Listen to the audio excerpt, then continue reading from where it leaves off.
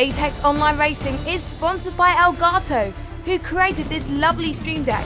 For more information about the stream deck, the link is in the description below.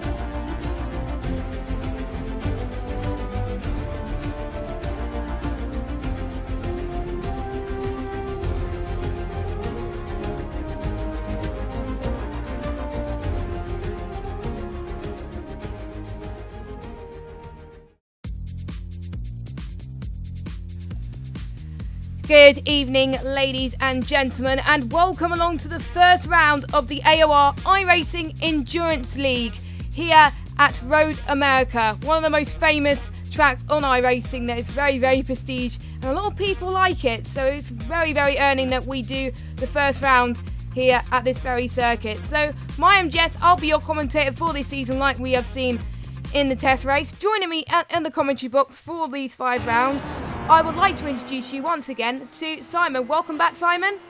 Thank you, and pleasure to be here.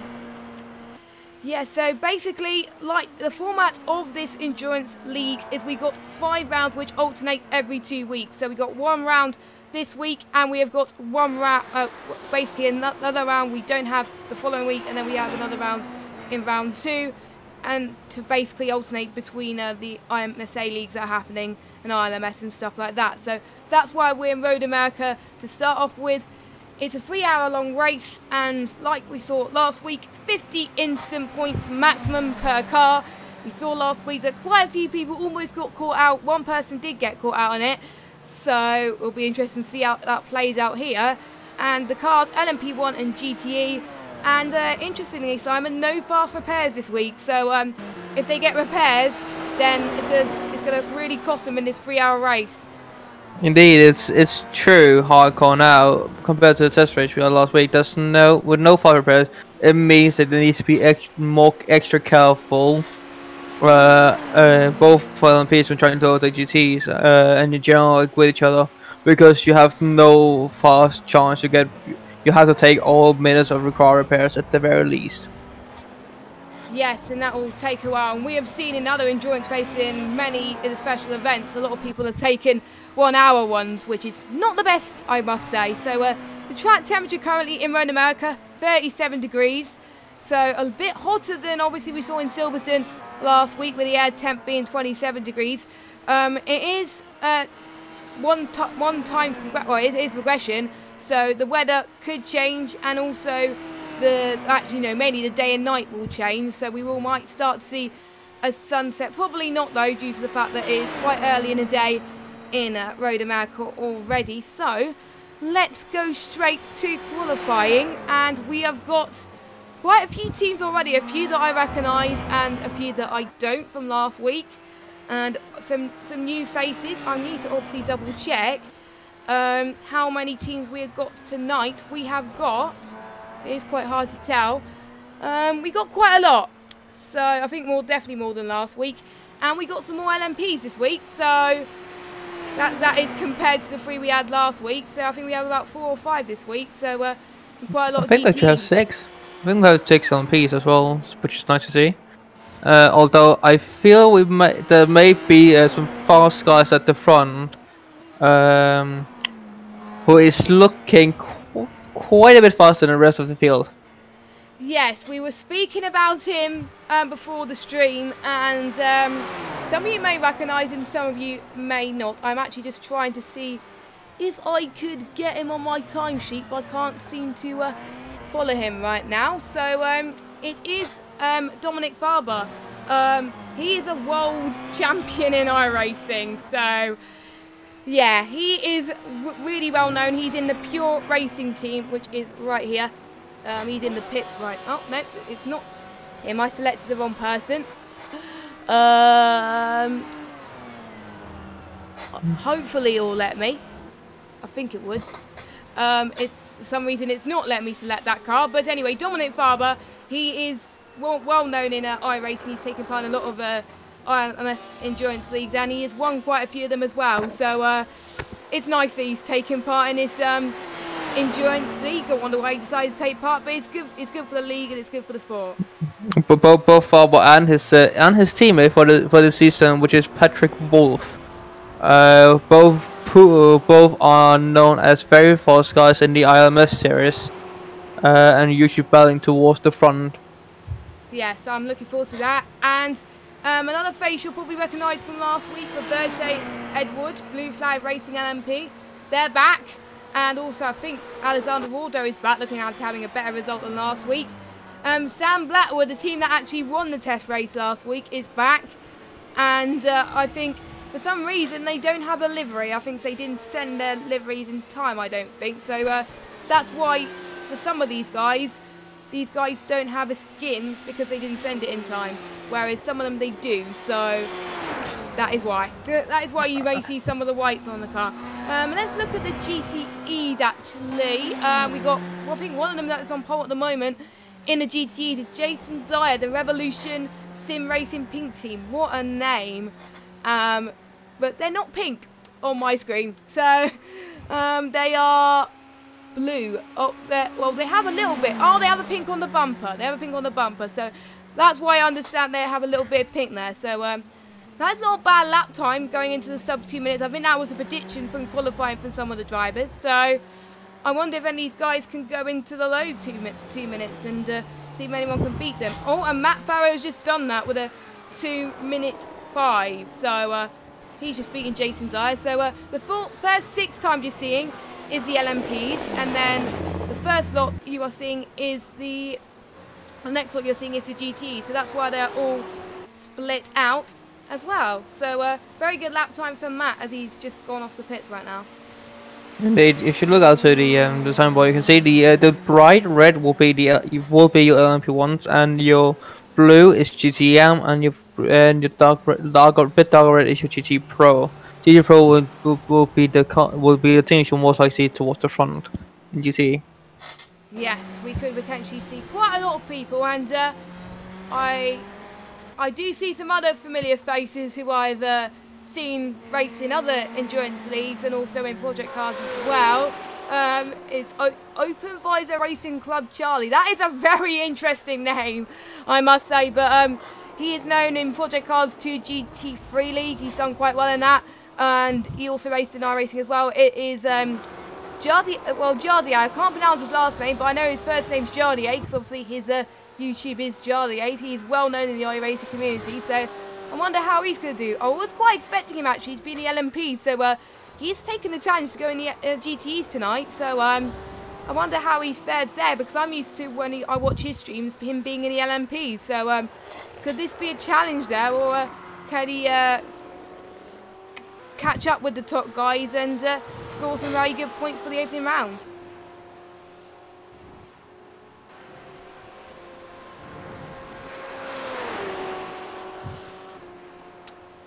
So that will be interesting for Jardier. And I'm just seeing who else is still running that could be on a lap at the moment. I think most of the LMPs are on their final lap, or they're going to set one. They got 4 laps to do it. PCDC Motorsport Husky. That is an interesting team name. I think it's Sene Stoffmore is the driver on it at the moment. They choose their best drivers to qualify, of course, so I wonder how that's going to play out. And any standouts for the GTE, Simon? Because we picked out a little bit on the LMPs. Well, there's of course a few of the people that were towards the front in the test race. Nilton Cavallo, Alexander Godfroy as well is here. Yes, he was there last week. Nilton was here last week as well. And I noticed V3 Racing has got a lot of their teams being entered for tonight's race. They got about 3 or 4. So that is pretty good. So I think they had one last time about as well. I do believe Sarah Dove is back. I remember last week she had 1 point before she got, she had 49 instant points, and she still did very well in class. So yeah, she was caught up in a few incidents. So just hopefully in this 3 hours today, hopefully she won't get caught up in too many incidents today. Indeed not. Again, 15 points as well as it was last week. Yeah, like we said earlier, no fast repairs, so they just got to keep it together. And I've noticed from some of the drivers, we had a few chats with them and stuff like that, potential corners for issues. Possibly turn 11 can be an issue for the LMPs. The GTEs, they find it no problem, but for the LMPs, that could be very difficult. Turn 11 is the very fast, the king as it's called, which is right off the carousel. It is Road America isn't the most flat, doesn't have the most flat surface, so and if you get a bomb, especially when you're going into a fast corner like the king, it could definitely upset the car. And from doing a free commentary yesterday, if you upset the rear too much, you will lose the car. Yes, you got to be careful with that because with the LMPs, they're pretty much powerful than the F3 cars. If there was a stream on Monday, there wasn't a stream on Monday for the GTEs and the F3s, but imagine what they were like with the GTEs, and they're probably going to be more fragile, I must say. So you'll just have to find out, as I think some people have just finished their final laps. I think Blue Flag Racing is in the pits, and I think for the different colours on your timing, I think blue's for GT Amateur and red is GT Pro. So those are two different types of classes you're seeing right now, with 4 minutes and 22 seconds to go. Just putting their last laps in, making sure that they hone the car in. And I'm not really that surprised that Pure Racing Team LMP is on top of the timing sheets, with Patrick Wolf behind the wheel. Obviously they're world class, obviously. I think they're about 2 seconds clear of the rest of the field. That is just insane. There's a reason why Pure Racing Team, both Dominic Farber and Patrick Wolf, have the world class license. They are not slow people, not at all. Yes, they are very, very consistent. I haven't seen much of them, but they do very well. I was going to follow them actually, but I think they're in the pits. I couldn't follow them, so that's why I'm following with this Team AOR Scandinavia. There's a lot of Team AORs in this league, as Alexander Waldor's in the car. I'm just seeing if I can pick out any other names that we might know. Stefan was here last week. I'm just seeing if anyone else is on a lap. We got Fizzy that's joined for this endurance league as well. He races pretty much in every iRacing league in AOR, so it's not really a surprise that he's back, but he's racing for his yellow team AOR. I'm not sure who is in the car with him. I'm not sure if he's on his own. Knut is a single man entry. He's racing all 3 hours alone. Wow, and just a quick reminder actually, because I forgot to mention, because some of you may not have listened to the AOR test race last week for endurance. Basically, they can have up to 3 team members in their team, between 1 and 3. So if they want to race on their own, they can do. But they may have a disadvantage in terms of they may get tired in the last hour. Whereas the ones who have 3 drivers, they can switch every hour or every 45 minutes, depending on if they're LMP or GTE. And they will get less tired. They'll probably have naps in between all, and one GTE is just stopped, but I think he's just finished his lap. So yeah, so you'll get less tired if you run 3 drivers, but when you're on your own, you don't have to rely on anyone, and you know, or when at your next stop, you know you're going to run, and you won't have much of a delay when you come out of the pits. So but iRacing is very good at driver swaps anyway, so we haven't seen much problems. So we are about to approach the end. Matt Farrow is still fast in the GTE class, with Jason still in second. Jason, I think it's not saying a final lap time. Cleared by 3/10 actually, not too bad. Whereas I think 3 and 4 and 5th in class is quite close between Godfrey and Sarah Duff. Between Sarah Duff and Jardy, that's 59 thousandths of a second. So I could expect the GTEs are going to be close today compared to the LMPs, but they've had a lot of practice in Road America, and they will be on Monday. This will be actually good practice for Monday when the GTE League goes here. So this is kind of a bit of a warm-up for them as they get used to the track. So it'll be lucky for the GTEs because they will get a double dose for some of them. Indeed, for many of the people in the GTEs, it's definitely good practice towards Monday, and getting used to the cars around the track. Some may not be that used to it. Yes, so yeah, they'll have more of an advantage than the ones that are not in the Endurance League, I must say. So watch that out on Monday. So is Patrick Wolf? Yeah, Patrick Wolf's still on a lap actually around Road America. I haven't actually seen much of his livery actually, so it gives us a chance to see more of his livery. There we go. It looks pretty cool, I must say, and as what most of them are at this moment in time. As I think he's just finished a lap. Yes, he has. His last was 1:41.7, so he hasn't improved. And we got 10 seconds left to qualifying. Looks like qualifying's pretty much going to stay as it is, with Patrick Wolf going to be on pole for the LMPs, unless Roberto or Sam Blackwood could get a lap in. As they're on a lap at the moment, they will have 2 minutes to complete it.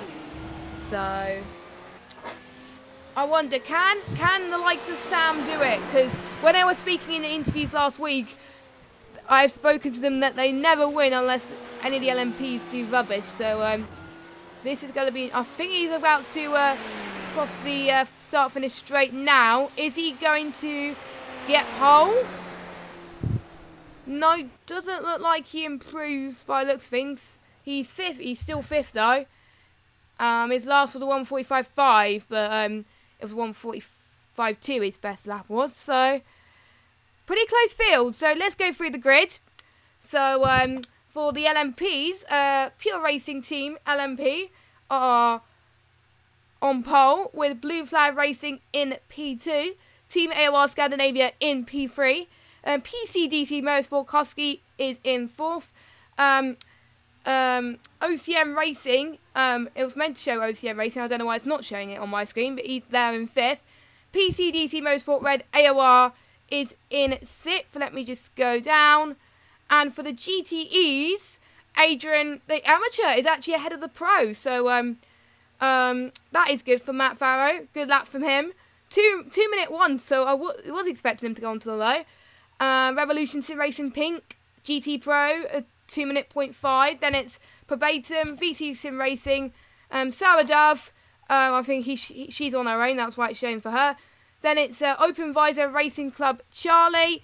Then it's VEC Sim Racing, V3 Racing Blue, Motorsports Blue AOR, V3 Racing Gold. We got Team AOR Yellow, Phoenix Motorsport Blue, Endurance Timo Brown, Porsche Endurance Racing, V3 Racing Red, ACM Racing. Some of the team names are not shown for some reason, but they're showing the drivers, but that doesn't matter. J Myers, Ninja Racing, DHTM Racing did not set a lap there, so I think that's it, as qualifying is just about to come to an end, so 3 hours is a long time in Road America. So we've seen last week that we did predict who we think's going to win, and they ended up not winning. So who is your money on who's going to improve and possibly catch up to the rest of the field? Will Patrick Wolf stay there? I think he will. He's got the consistency. But the question is, who is going to be the best of the rest? From like what I will say, most like I can see Team AOR Scandinavia probably being in the next second. PCDC Motorsport Red could also be a chance towards the top. Yes, quite a lot of teams we could expect there as well, and we will be expecting the first drivers to go on it soon. They don't have to be the person that started qualifying. We could see some new drivers, so yes, as we are all gridding up right now, ready to start this race, as it's going to be looking good for the first time, to be honest. And I think the GTs and the LMPs are split this time, so that's good. At least they fixed that from last week, as I think we're waiting for the last LMP to grid up, as they got 1 minute remaining. I hope you're all hyped for this endurance league to begin. I think we most certainly are. We had the test race last week and we really enjoyed it. So I really hope this is going to be the case today, as all the people are lining up and getting ready in their finery. And like we said, 3 hours, they can switch whatever times they like.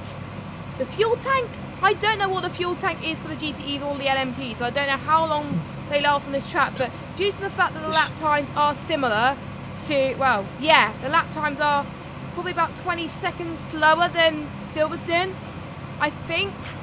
So probably could go on for a bit longer, LMPs, 50 minutes, and I don't know. So well, strategy-wise, you'll mostly see the LMP1 to one stop around 4 minutes in for the first fuel only stop, then come in for second stop around halfway through the race, where they will, if the team that have drivers will change drivers and new tires and fuel, and then the third stop of fuel with around 45 minutes to go. But GTEs, at least looking from Silverstone, they have like most of them win with one of two. Either they win with a win with fuel and tires for the first stop, and then the fuel stop for the second at the hour mark for both. Yeah. Or you also win 1 hour fuel only, then another hour, then fuel and tires. You won't. I'll say no, most definitely see people take new tires at some point, simply because the tires will have a hard time lasting all 3 hours. Yes, it's gonna take a while. We did see the likes of Christoph Holstein, who I think did fuel and tires for the first stint, but then messed up and he recovered through the field, and he was one of the drivers of the day who actually recovered quite nicely there. So very interesting, as all the teams are pacing, as Patrick Wolf is leading the field away, and then we've got Matt Farrow leading the GTEs, and it's gonna be tight to see if any of these guys can make a good first run, and hopefully we won't see any contact, but we're gonna watch out for turn 4 in particular as well. In turn 5, this corner you're seeing right here is where we can see quite a lot of overtakes, but it can be very difficult. So just watch out for these guys. They're going through, I think, the Corvette corner. I've got the track map on me, so I will know the corner names. As some of you may not know, this is the formation lap. The pace car brings them in towards the end, and then they can start going, as the LMPs are already pulling away, as you can see. Basically, this formation is both for show, but also to make sure that the cars both have warm tires and brakes, and so you can get things heated up after having been cold. Yeah, chance to heat it up, and if they mess up the formation lap, that's it. That's gonna really cost them towards the race, because if you have to pit for a repair straight away, then this could be really, really bad. So and also the LMPs are bunching up, starting to go into they're already in a 2x2 formation, and I wonder if the inside or the outside line will be the better option. I wonder if sometimes starting pole may not be good, but it does depend. We know that Patrick Wolf is good at starting anywhere, but we could be proven wrong, and we could see the likes of other people getting a much better start. So we'll just have to find out. But for the GTEs, they've got to make sure that they don't make sure they get out of the way of the LMPs when they get overtaken for traffic, because that's another key part of endurance racing, I must say, because that's where we've seen a lot of incidents last week where either the LMP or the GTE was in the way and it cost them. And the GTE, they have the racing line because they're the slower car. We're about to get underway pretty soon. Around here, final penultimate few corners. Then around the final corner, see the to the right. And they're going through the uphill. The pace car is coming in. It will be the way for Patrick Wolf to go. Yep. Once Wolf goes, the race is on. There you go. There we go. Patrick Wolf is underway. The first round of Endurance Season 1 has begun, and Patrick Wolf has already made a very good start into turn number 1. So well done to them, as we've already got some of the LMPs fighting for position already. That is incredible. And let's just see what is going on with the LMPs. Matt Farrow is leading the LMPs field away, and he's got to a very good start as well. He is leading the GTE field with, I forgot who was second for a minute, but it will clear away in lap 1. And I think they look very clean so far going into the first couple of turns. Not many major incidents, don't want to jinx too much, but good start from both our class leaders today. And Adrian getting cleanly away up front in the BMW in front of GT. Yeah, I'm seeing a lot of BMW M8 GTEs as well, so that that is good. That is good. So it is great to see the I think the BMWs last week did very well. So we are praying that they're going to do very well here. So we've already seen the top 2 LMPs pulling away from the rest of them. I remember Blue Flag was fast, but then I think they had to retire last week. So hopefully they will see some good pace right here. Jason Dyer, though, 6 tenths behind Matt Farrow, so he is catching up. The GTEs are already bunching up already, and I am seeing a few I think Fizzy is getting quite a few positions as well. Sarah Dove in P5, so she stayed where she is, so she hasn't gained much. So not much change in the GTE field for now. So as the first lap has finished, and you can see quite a few people already getting involved in little mini battles, I must say. So that is good. That is good. But I think the top 2 are pretty much a class of their own, and also Connor Pearson is 2 seconds behind Roberto. So he's got a lot of catching up to do, and he's also got Sene Stoffmore right behind him as well, who is thinking to make a move. So I wonder how that's going to happen here, as we are running on board with the chase camera, as they don't have their full livery today, but they will have their livery next week. Very, very tight little exit there as they take the round up right hand side as they go through the speed-filled bridges. Sene is trying to make a move, and he does that quite well actually. He goes past him easily, and he is up into P3 in class right now, so a very good move for him as he tries to catch up to the guys in front. Indeed, indeed. Well, the GTEs are almost within a second of each other, like less than a second between most people. That is pretty good, and I did predict the GTEs were going to be close today, and boy, they are close, as we have got, I think, Matt still in the lead, but Jason's already finding some time between him, but I think the closest... Oh, that was someone. That was OCM, who just hit the wall. Who was that, sorry? I think spun out of the corner phone. OCM, Connor Pearson, and the OCM got on. Connor Pearson, right. Let's look back at the replay a second. So I can see where it is. Oh, his car is stationary. So don't know what happened there.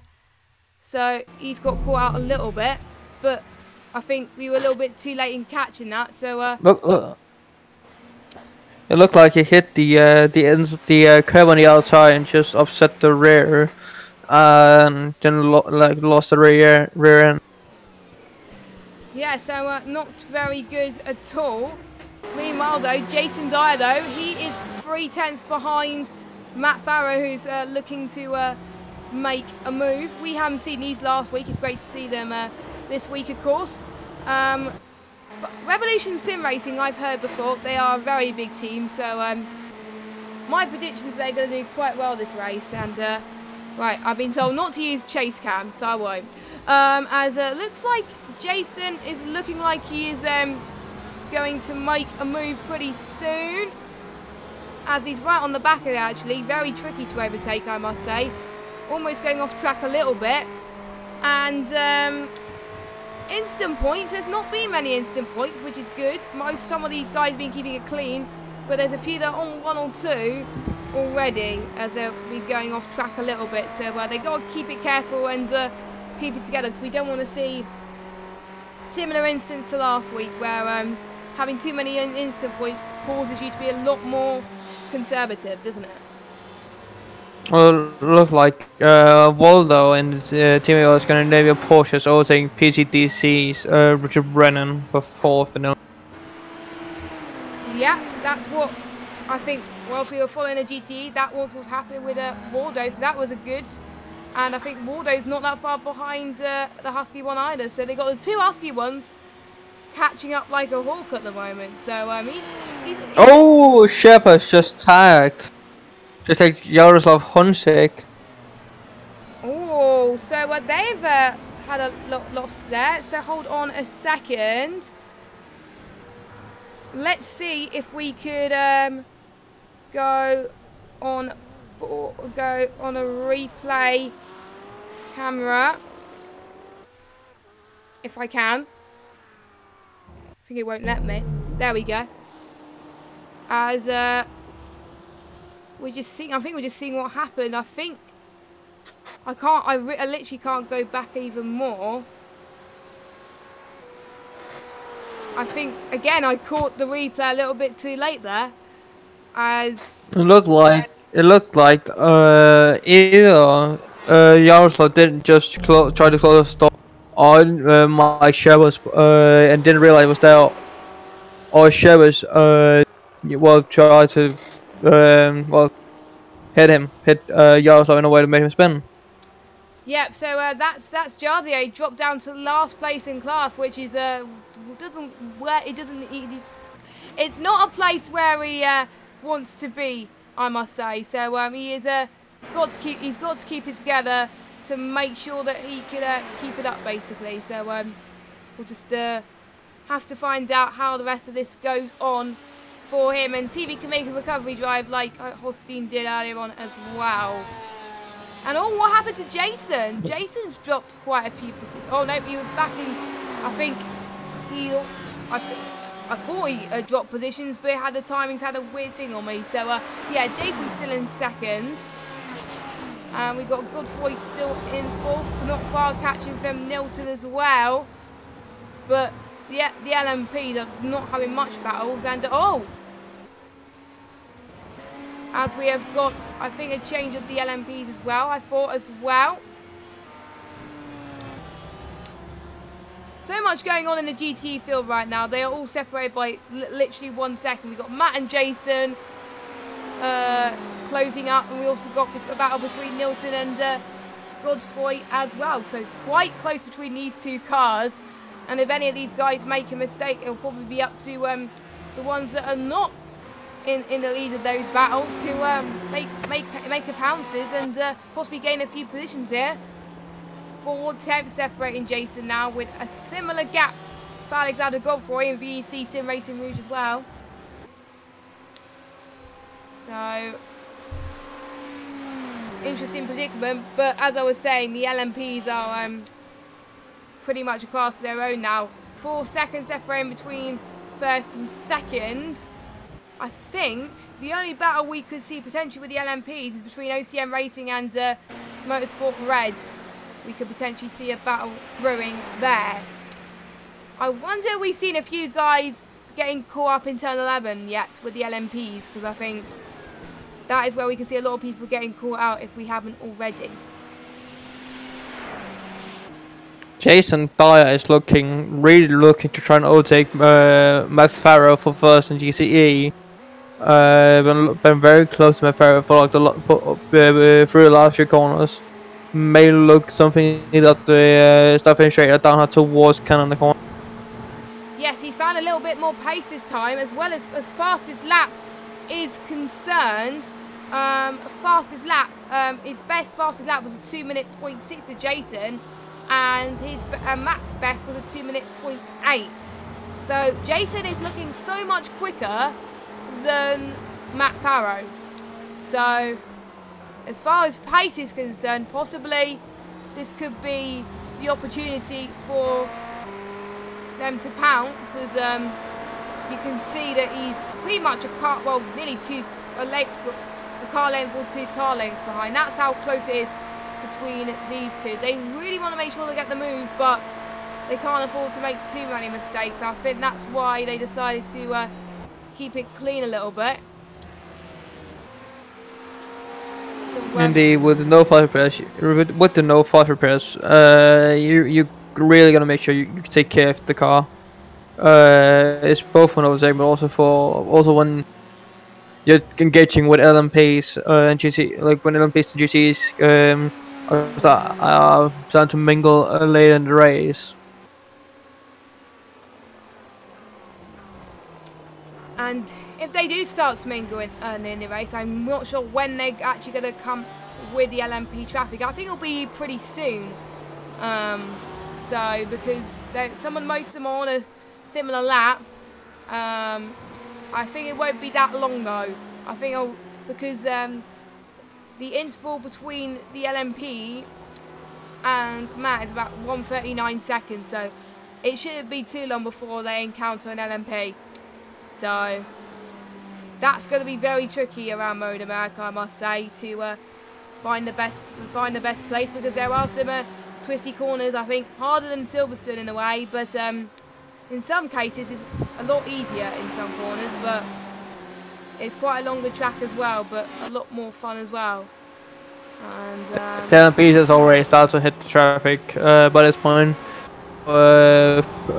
Patrick Wolf and leading LMP1 has caught up with Matt Farrow and Jess and Faerge at the front of the TCEs. I'm not really that surprised, to be honest, Simon, because you know, this is their first test.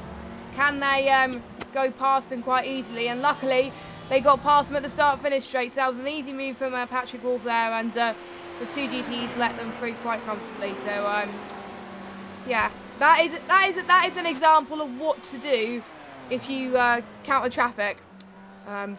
Indeed, and Patrick Wolf, you may see some Patrick Wolf do it, and maybe some of the other LMPs, but they will flash the GTs just to let them know they're coming past, and make sure that the GTs know they are now passing.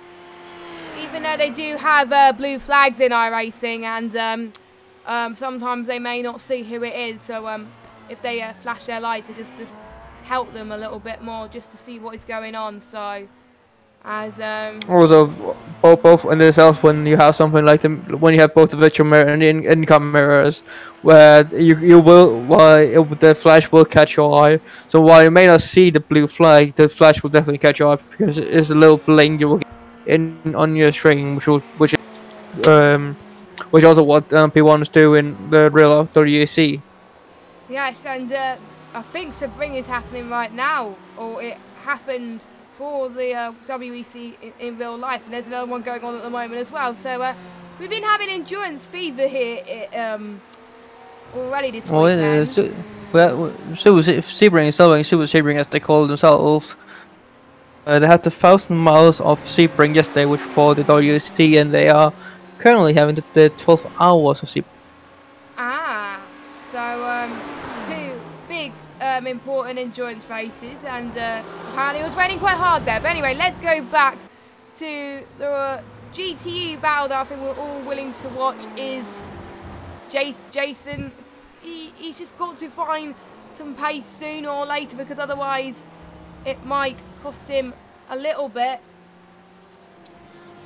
But it looks like he's following Matt Farrow quite comfortably, so I wonder how that's going to approach him going towards the start-finish straight. It looks like Jason is losing just that little bit of pace up the hill, up across the start-finish line. The finish line, and it seems to be what's holding back from overtaking, at least on the start-finish straight. Yeah, there were some places where we were catching up, and obviously I think the LMPs, obviously they have to move away from LMPs. You can't really battle there if there are LMPs in the way, so it's just quite hard. So And then basically just to give you a heads up as well, when I follow a different class, it will show the leader of the overall race, plus the leaders of the details of the people in class for everybody else. So that obviously when I follow an LMP, it will only show the LMP class. So just to let you know, and just so you won't get a little bit confused, there's more LMP that's trying to overtake them as they try to keep the same line. Oh, that was very close. Very, very close, as Matthew Farrow almost getting caught by an LMP there. Taking it again, it is quite a difficult corner, so they got to decide which line to take, and it must be a difficult one for them, but they got through anyway. As I think they're both in the Ferrari cars, the GTEs. No, one of them's in the BMW, so we might expect. I would be expecting the Ferrari to be faster than the BMW, but I'm actually surprised that the BMW's in front of them. Oh, Godfrey, look towards the inside of Cavallo and didn't just run wide down the corner. Oh, so let's just have a look. For some reason, every time I run a replay, let's see him go wide. Oh, looks like that's ready for the move. Yeah, he did go a little bit wide there. Into the middle of the track. So that was a little bit of a mistake from them. Jason's getting ever so closer, but just not wanting to make the move stick yet. But usually I think you only possibly taking the start-finish straight and possibly turns 4 and 5. I think one disadvantage of Road America, I think there's only a few overtaking opportunities where they can overtake quite cleanly. So that is why you're not seeing much overtaking being done. As Jason is almost trying to make a move there, but staying put at the moment as they're going through the Corvette Bridge, as I like to call it anyway. As again, Jason getting more speed on the corners, but when Matt is pulling away on the straights, he's losing a bit of time. Indeed, Jason actually looks to be real close to the finish there this time around. Just actually could keep close with Farrow up the hill. Well, Farrow just placed the big BMW in the middle of the track, and I just just didn't want to do the move. Nope, and it's very important in endurance racing that you don't make a move too aggressive. You just got to find a move, commit to it, and then do it. Just don't back out at the last minute, because otherwise that's definitely going to cost you in times go on. But I'm just seeing. I think other close battles we got Phoenix and VV Racing Blue as well. So we'll see what happens there coming up soon as well. So we'll watch out for those battles as soon as they approach. The other GTs are about a second of each other, so they got to find some pace pretty quickly, set fastest laps. And I think the God Boy going wide, his last lap was a 2:07. So I think that must have been a little bit of a lock-up from them that costed them ever so slightly.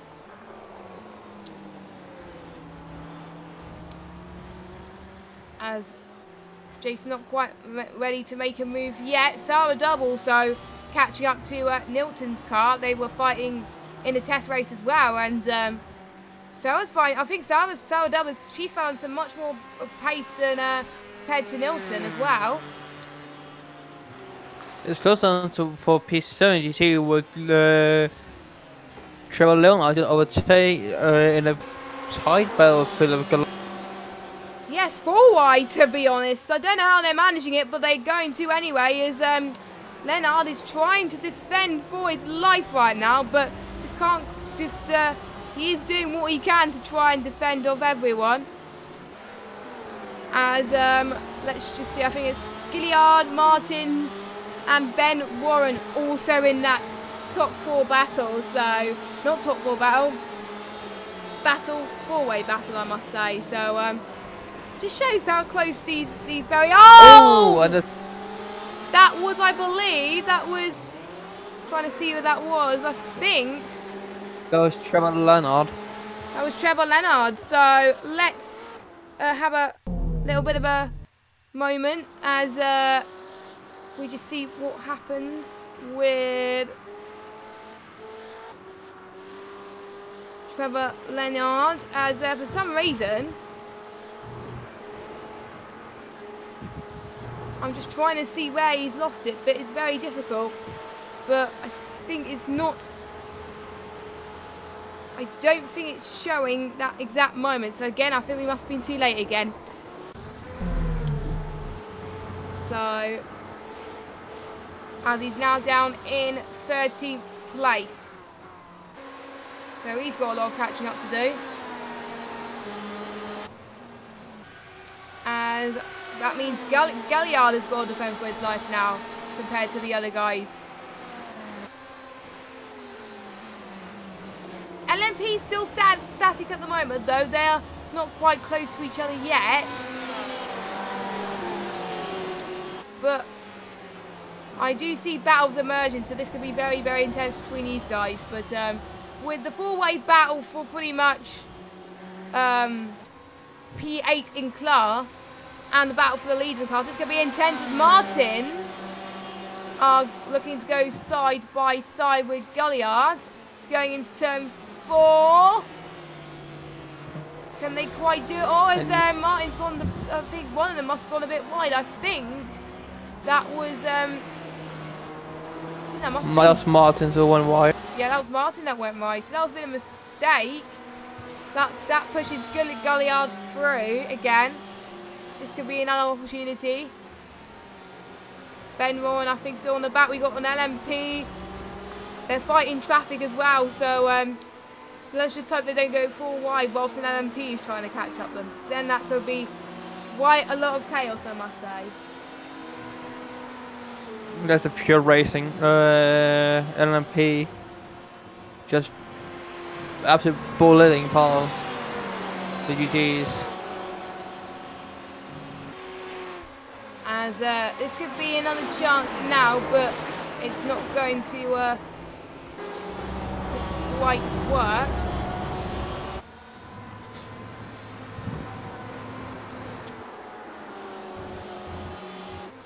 And I'm just seeing how close Jason is to Matt the leader now, and he's dropped pace a little bit more, I think. 9 tenths now compared to the 3 tenths that was there earlier, so looks like Matt is having trained to much faster pace now, as Matt's consistently in the 2-minute 1s, and Jason's last lap with the 2-minute 2s, so that is why I think he's dropping pace a little bit, but I wonder. That's enough. Mike Shepard has now called up to Sarah Dove GT instead of having a the pure racing team, like the pure racing team LMP1 coming past. Yeah, but I think it looks like he was going to try and make a move there, but couldn't quite work. Shepard shot peek through and past Sarah, but Sarah seeing it coming just shut it off. Yeah, I think that's what Sarah done, and I think that LMP traffic did not help him in the slightest, to be honest. So maybe he'll have another chance soon though. 3 attempts. This is probably the closest GTE battles we've seen in a while. We've obviously seen quite a lot in Silverstone, but I think we've seen a lot more in Road America due to the fact that there are a lot more pace you can find here on this track and a lot more grip, and obviously due to the fact that it's sunnier there and it is hotter as well, so but they can have a risk of heating up their tyres if they get involved in these types of battles, and it just fails them. So we'll just have to find out. Could this be Mike Shepard's chance to go through the start-finish straight on Sarah?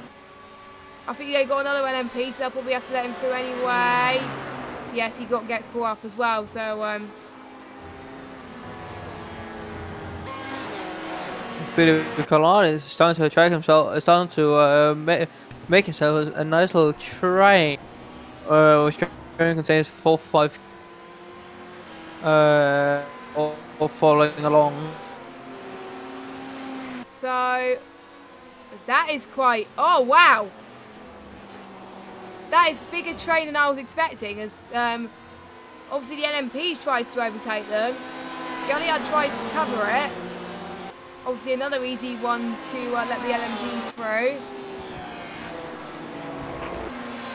What is Marty going to do to fend off the challenge from VEC Sim Racing? As both the VEC Sim cars are both P6 and P7 in class. So that is a pretty good stint so far from both those cars. They'll probably most likely have 2 or 3 drivers by the looks of things. As will some of them. Obviously some of them will be doing it by themselves. I think in about pretty much 20 minutes time you can see the LMPs do their first pit stop and or driver swap.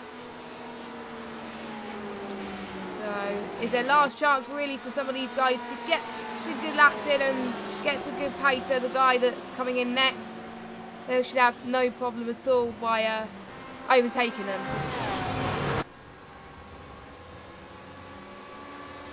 Almost Carvalho now has started off right behind him, who has Mike Shepard's tagging along herself.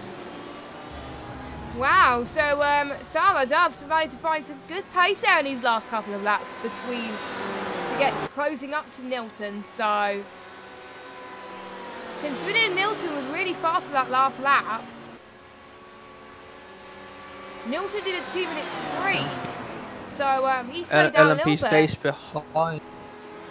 LMP stays behind and takes the past here. Get afraid doesn't interrupt that battle that much. No, I think they're just going to wait for the LMP to pull away, I think. Yep. See, they're looking around. Shepard's just pulling 7 slightly to the left. To take a peek at the inside of Stoll. Started looking towards the inside of Carvalho as well. Yes, as they're all 3 of these cars are taking much similar lines, and if I was Mike Shepard, I wonder what I'll be thinking if I was at the back of this battle. Will this be the opportunity to pounce, or will he wait for Sarah to make the move and then for him to make the move as well if Sarah makes a little bit of a mistake? I think. Yeah, he can. If you make a move on Sarah, it means that it could give room for Carvalho to get away and get out of the slipstream again. On the other hand, it means you are now in front of Sarah and can chase down Carvalho again. And Sarah's just not finding enough pace to catch up to Mike, so probably to Nilton. So probably Nilton's had a much better lap this time around. Oh, Carvalho locked up. Locked up into corner. Yeah, Godfrey has. No, it wasn't Godfrey. It was. Shepard's just side by side with Sarah. Give her on the outside. As I think Dove manages to hold on. That's OCM and AOR Scandinavia battling, and OCM actually overtakes. Yeah, so OCM now up into 4th place. We haven't seen much of these LMP battles as we've been concentrating mainly on the GTEs. But Sarah inside. Sarah is Sarah's now into 3rd.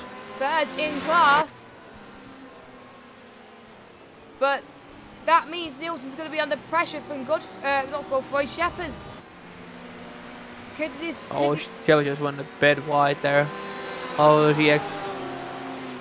Yep, I saw him going a little bit wide there as well. Godfrey's 1.4 seconds behind these lots, so if he can find a little bit more pace... Oh, look on the inside of Sarah. Very tight exit. Oh, Sarah going a bit wide. I think she's cut the corner a little bit there. So... Definitely close. That was close, and luckily she didn't get... I don't think she's got... but she's up to 10 instant points now, I think, due to that. As I think Mike is looking to see... Yeah, Mike is looking for opportunity but he's not taking it just yet. And Alexander Godfrey, 7 tenths. Yeah, all this pattern has allowed Godfrey to catch up to this little train. Sarah is actually sort of created a minor gap down to Cavallo. Yeah, so very, very interesting stuff happening throughout all the fields, to be honest. And I think the ones on a recovery should be, I think DHTM Racing is down in last place now, and I think Joe Myers as well. So they got some catching up to do. There's quite a lot of cars got quite a few catching up to do, to be honest. But Jason in the GTE is second in GTE, no Winston points. I think he's the only one that's got no Winston points. I think there's quite a few that don't either. Team of Brown down at the US Endurance has a single, and Charles Leonard has 2. I think that's for his spin earlier. A lot of spins, I must say, for ones that were kept for us. So Sarah managing to pull away from this lot. Shepherd's right at the gearbox of Cavallo. Is Cavallo going to pounce and defend? No, he's not. That was through turn 4. Shepard up the inside into turn 5. Well, turn 4 and 5. I was close. So Nilton now up into 5th in class. No, not Nilton. Mike Shepherd's up to 4th. Nilton dropped down to 5th. Is he going to be under pressure for Alexander Godfrey? I won't be surprised if he will. Godfrey is now only 6 tenths behind, and this is really have the opportunity to put the pressure on Cavallo now. Yes, that's going to be quite intense, to say the least. I really hope that you guys are going to continue watching this for your dear life here. So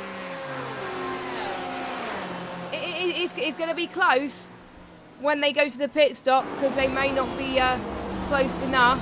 Well, Sarah and White on the corner, then allow Shepherds to go around the outside and take P3. Cavallo just follow Shepard through. Is Godfrey also going to take them opportunity? He isn't. No. So Sarah ran wide kind of corner and lost 2 positions. Oh, she looks to take that P4 back. Side by side. Side by side going to the start-finish straight then. Sarah looks like she's going to lose another position, but this time to Nilton. Sarah running a little bit wide again. This could be... Also, I was like, Godfrey just looking for his opportunity.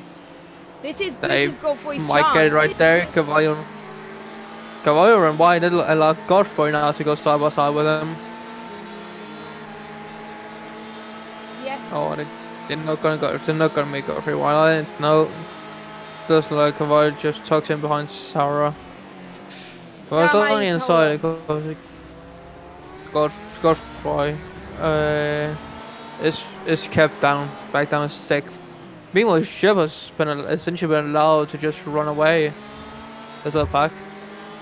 Yeah, I think the battles that the other guys had has helped him. So he was at the back of this battle, don't forget, Simon. So that has definitely helped him. He was able to capitalise on everybody else's mistakes, and he's now 3rd in class. So I think he's done the right thing and waited until people made a mistake, and he was like, right, I'm going to make the move, and I'm going to make it stick, and I'm going to overtake these guys. So that's really helped Mike Shepherd. Cavallo is not under pressure from Godfrey as well. This could go a battle that's going to go pretty much to the pit stop. So I am really hyped about this to see how this is going to turn out. I think the rest of the field is pretty much further away, as Galliard, I think, dropped down to 7th, but 11 seconds behind. Yeah, that's about 10 minutes until we should see the LMPs come in as well. Yes, and Godfrey is pure team comes past for a third time. So I think 3 laps down the GTE's of course. Godfrey's going to try and look for a move then. Going in towards turn 2, or the start of turn 2, turn 3. Go side by side again. Godfrey almost made it. He's probably going to have another chance coming up once they go down the hill. And then to the most prominent overtaking move on the circuit. He's got the right hand side. Luckily Nilton covers it though.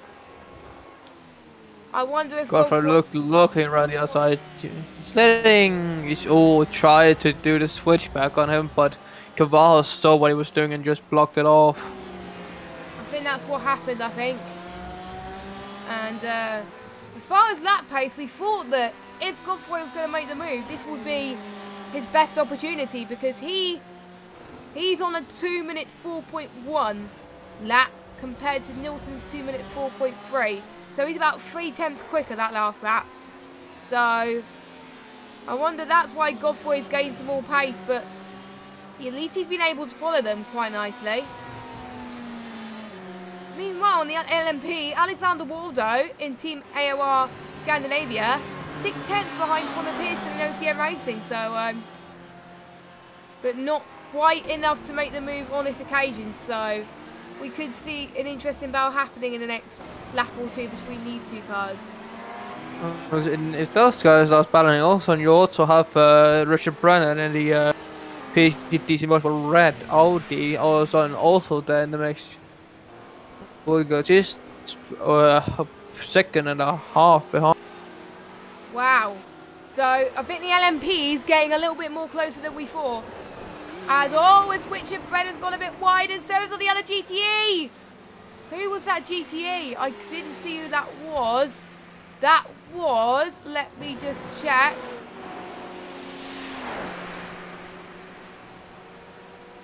That was the GTE. I think that might have been DHTM, or it might have been DHTM Racing that got involved. Yeah, it looks like it was. So that was lucky from that PCDC car. He's got to be a little more careful than that. And also the GTE's got, even though the LMPs have got to be careful because their car's more fragile, the GTEs have got to make sure that they let them through as well. So they just got to be more aware. You can see the gap between first and second. Wow. That is dominant. Oh, right Godfrey into the wall. Godfrey just hit the wall coming out of, I think it was turn 6.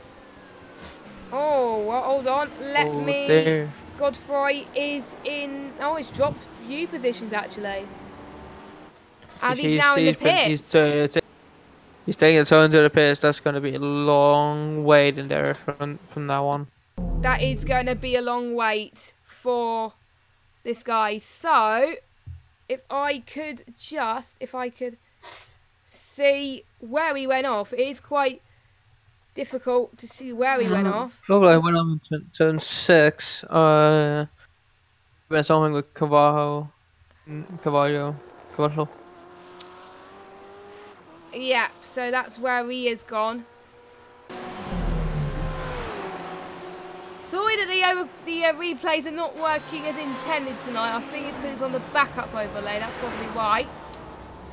So I think once we have the normal one, once they got the team IDs fixed, I think it should be okay.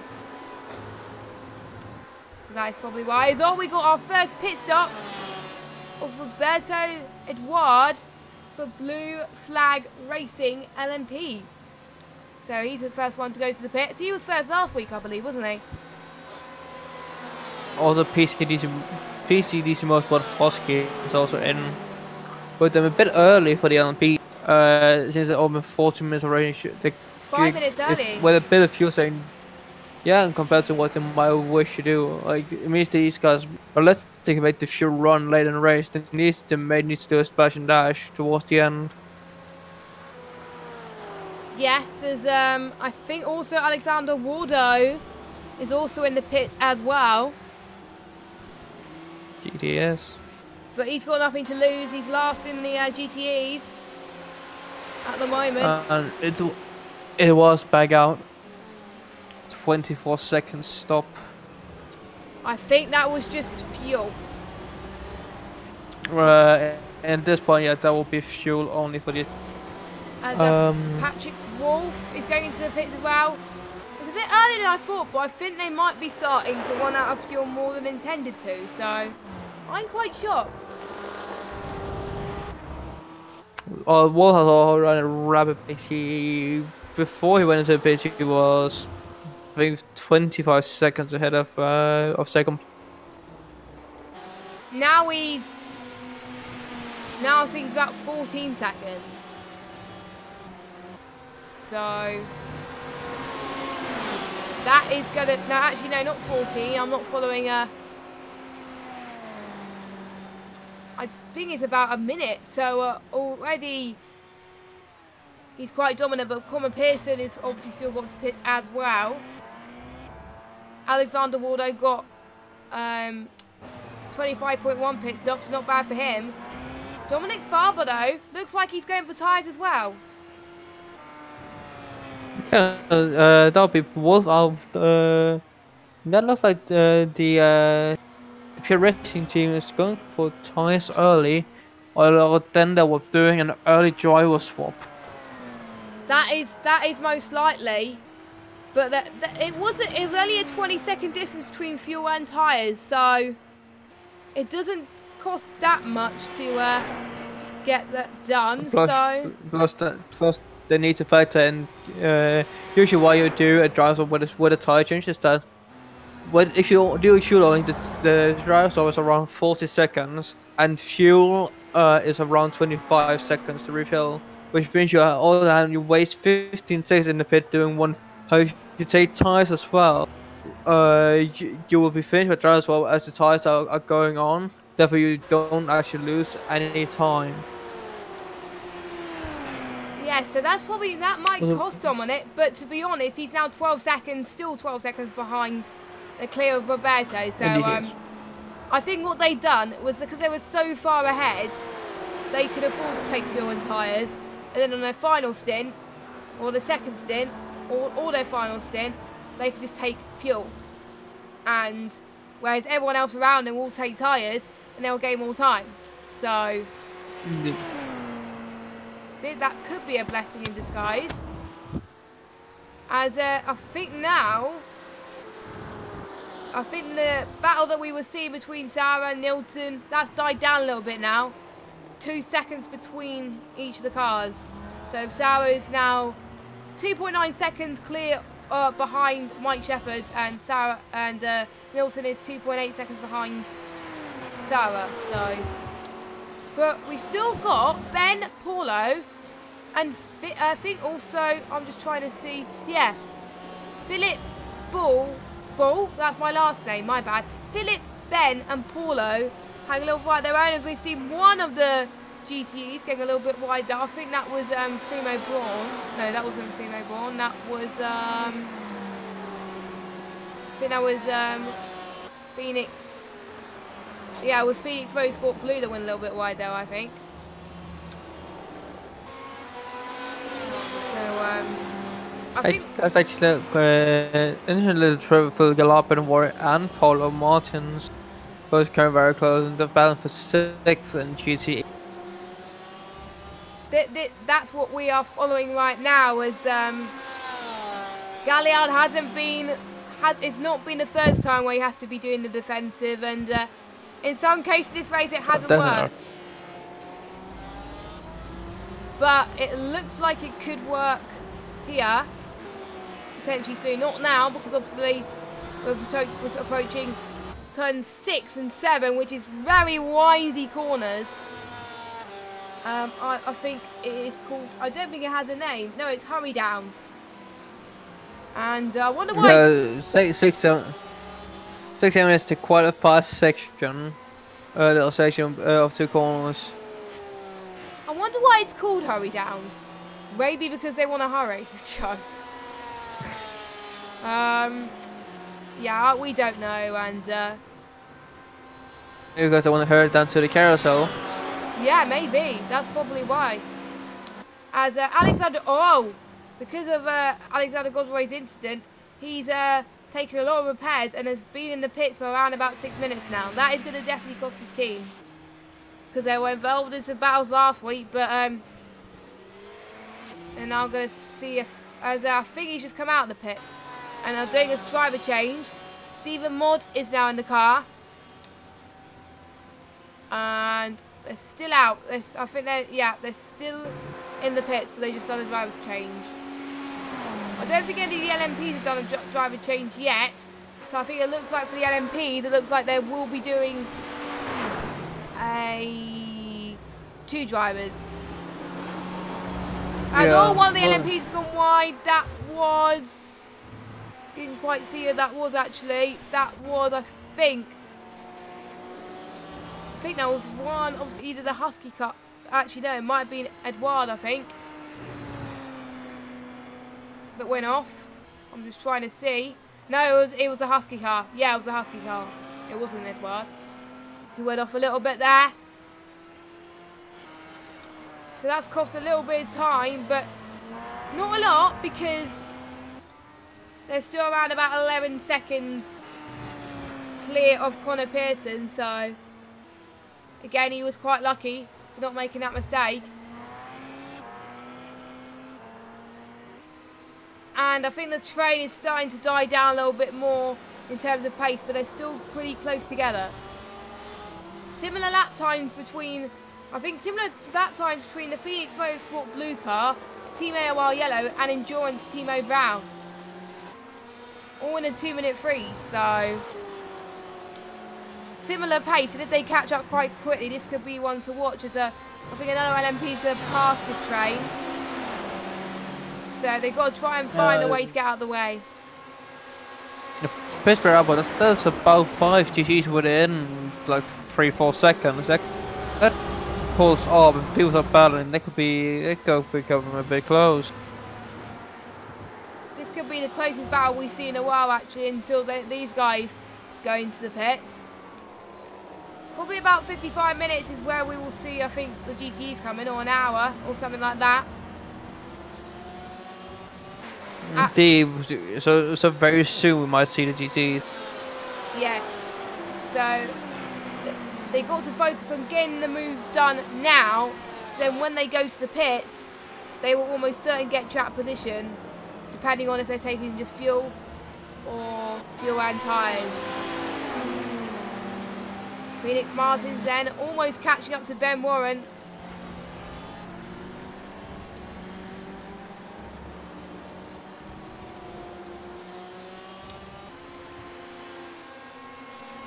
And what has happened?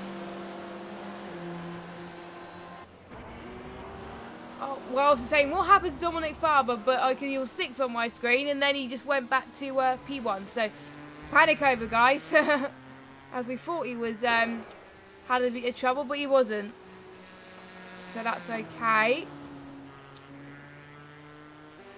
And ACM Racing Stephen is also having a little battle of his own as well between Jardier. So I wonder if Stephen's going to be a little bit of under pressure for him, as Jardier had a bit of trouble earlier on and went from last, and now he's 14th in class. So he's gained quite a few positions. So he's on the comeback. But he's got Stephen right behind. Also to highlight how much you don't want to do a mistake. Rogue, who had Alexander Godfrey earlier, had that spin, and they've been in the pits now for 11 minutes and yet to come out. And Stefan Modder has taken the seat of the car for now. Well, to be honest, if it was a longer race than 3 hours, if it was 6 hours, then probably they would have still taken on those repairs for as much as they can, but they have no fast repairs here, so that's going to be very, very tricky. They would have been out of the pits by now if they had fast repairs, but it is AOR League Racing. It is very prestigious, so they just got to learn to live with it. And I wonder, Simon, I think the bulk of it is mandatory repairs, because otherwise they wouldn't be in the pits this long. So I think Alexander Godfrey when he was in the Well, car. that's quite a few nasty hits toward the wall. So they're probably waiting for the required repairs at least to go over, seeing as the front still hasn't been mended yet. That's for what they're still waiting for required repairs to finish. And then they decide if they want to take the optional repairs on. Yes. If I was them, well, it just depends on the extent of the damage. Taking the optional repairs might be the safest move. Because otherwise it's going to cost them big time in a race. Because you'll last anyway. Because do you want to go out early and have a slightly better car that works and is fast enough, or do you want a fully repaired car or lose more time in the pits? They're 5 laps down on the guy behind, the guy in front, which is Joe Myers of Make Rim Racing. So it's just mainly, I think, a damage limitation race for the Sim Racing Rouge team, who are doing so well. But I think the other Sim Racing car of the fitted Gallard is doing not too bad. So I think they're going to rely on that team to get the points for the league, really, more than the others. So at least one of their teams is still there, fighting for victory. Most of the guys racing in this league, I think, got A license with a few B's and C's as well. So we have most A licenses. We have 3 B licenses driving a single C license, and of course our world class at the front. Yeah. They've got to be really high licensed to actually get into the league, especially to the NMPs. But Ben Moran, though, is still matching the pace of Paulo Martins quite nicely as well. I've been looking at their laps, and they've been matching lap after lap after lap at the moment. So I wonder if Ben is going to make the move now, or is he going to wait to the pit stop? That's a question. There's a lot of time to be gained because you could take a bit less fuel on the stop. But that means you may be dancing with the at the end of the race and maybe having to do a special damage.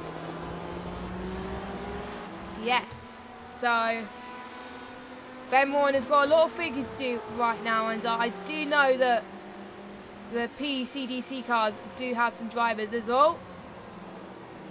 And Ben Moran was looking to do that move, and he's done it.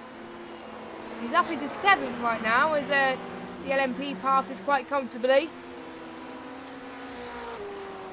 So, well, yeah, Knut Martinsen all of a sudden narrowing himself the Finnish motorsports, but blue car of which Paul Martinsen is and Ben Moran. yeah, and Team AOR Yellow of Nuts is also catching as well. So could we see a potential to be another train? I think we're seeing multiple trains here, and Martin has been in every single one of the trains that we've been following. Well, you know, Ben Warren is only about 2 seconds behind Phil Galar.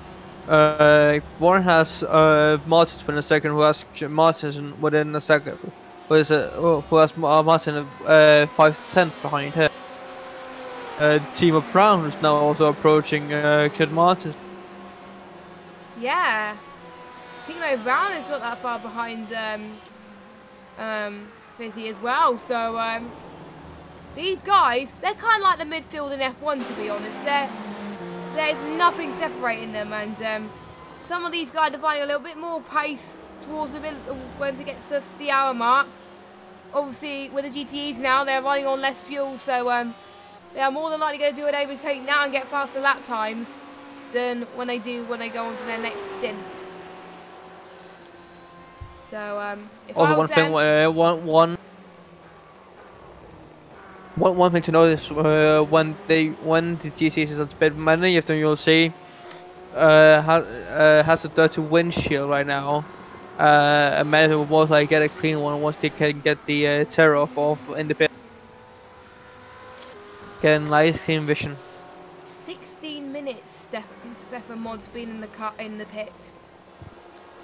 16 minutes. 7 laps down now on Joe Myers and race was the last current running the. So that is, or like we said, is going to cost them.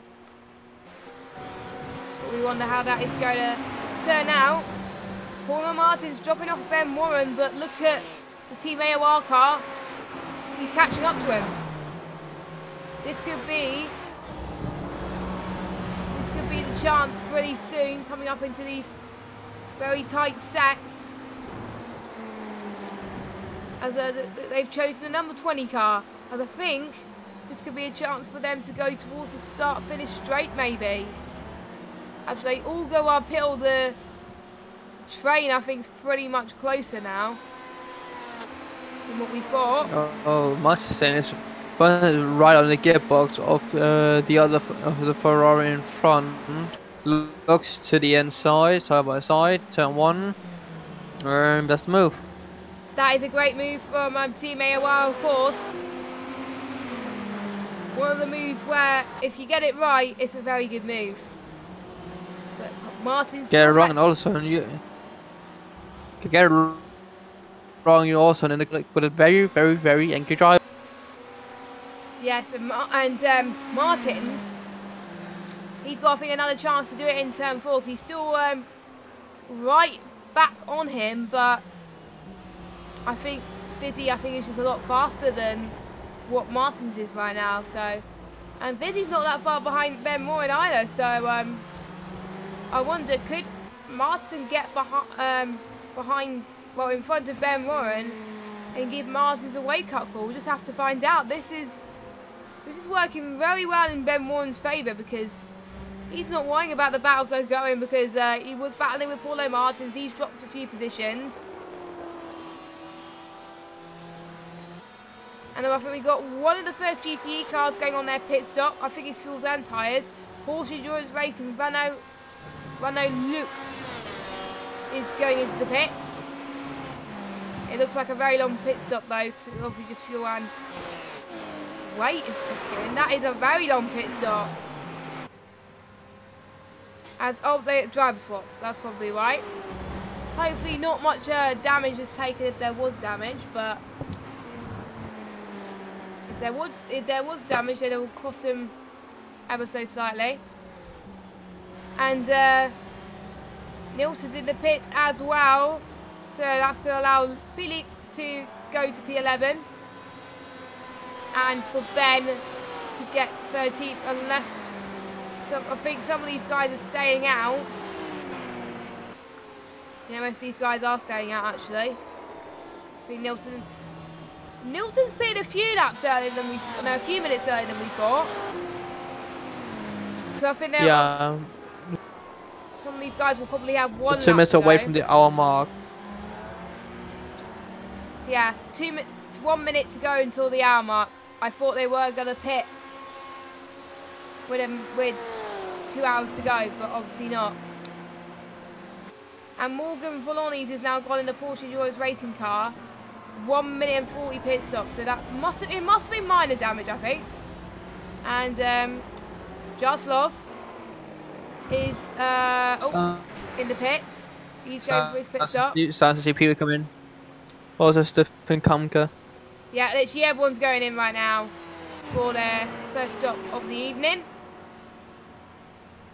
Joe is staying out, I believe, or is he in the pits as well? Nope, Joe is staying out. I think quite a lot of people are staying out actually. Sour Dove though was about 2 tenths behind Mike Shepherd's for a minute there, but now he's down to 2 seconds. So I'm gonna take our horse back out again. Yeah, we've got our 2 GT leaders, Matt Farrow and Jason, in the pit. So it will be a battle for them to see who will get out first and have a clean pit stop. And I wonder if they'll be alternating. Interestingly, Joshua is already taking new tyres right now. He's up on the jack and looks to take some new tyres. And I think Mike Shepherd is in, Sour Dove is in as well. Philippe is in, going in, so is Ben Warren. Yeah, literally every GT that hasn't pitted yet is going in the pits. think the ones that Interesting. The leading GTE, at least before coming in, which Arjun as Anglais, has not changed. It's now Nicholas Jones is in the car. Yes, so I guess they got 3 drivers, Simon, because otherwise they At wouldn't be least changing. they got 2. Oh, they got 2. So I'm guessing they're going to At least one. Let's see if they can't remember if they have a third or not. I am going to check. I think I've got a list somewhere. And if they got 2, I do believe though that they will probably select their fastest driver to go and do the final stint. Looks like they got the slower driver right now, judging by the iRacing. Yes. So I'm actually going to check with Agent S Anglers. Yeah, they got 2 drivers. So, yeah, they will have the slowest guy in the car now, and then they'll have their fastest guy to the end to pick up the pace of it. That's what someone did last week, and that worked out very beneficially for them. So interesting. Mike Shepard is not saying tyres, but Andren as Anglais has Jason Dye and Revolution Sim Racing Pink has Sarah Dolph seems to have taken the tyres, and so has Cavajo. Timo Brown has gone in but hasn't taken tyres. Neither has Trevor Leonard. So, Mike Shepard's then, because he's not been taking tyres, he's now effectively the net leader of the GTE class. DDS. So, but I wonder if that's going to bite Mike in the foot when, because obviously Nicholas and Jason. We most likely have to take tyres coming in next stop. Well, it does depend on if they pit for tyres every lap. It does depend on how well their driver manages tyre management. So, if they can manage it well this stint, then they can go to the final stint and this stint and final stint with the same tyres. As Team AOR Yellow is going into the pits. How about Thomas Coombe? Is he going to go into the pits? Yes, he is. So every one of the GTEs now has either going to the pits or has pitted. So Mike Shepard will be your GTE race leader. And LMPs, to give a quick update on the LMPs because we've got 1 hour 57 minutes to go. Dominic Farber, still in the Pure Racing Team LMP pink car, is leading the LMP field, followed by Roberto Edward in the P2. 32.8 second gap separating now 33. P3 is PCDC Motorsports Husky with Sene Stockmore 2. I think that's his iRacing name anyway, in the car. And a 24-second gap between him and Roberto. OCM Racing's in 4th with Connor Pearson in the car, with 5th place Team AOR Scandinavia Alexander Waldo. Now he's the only person who I think who's got a single digit trying to catch up to the guy in front. So he's got a much better chance than the yellow LMPs to make a battle. And we got Richard Brenman, the final LMP in P6. At least the LMPs are still together this time round, and they're all still racing. So it gives them something to fight for, unlike last week. That's not finished, but a single LMP1.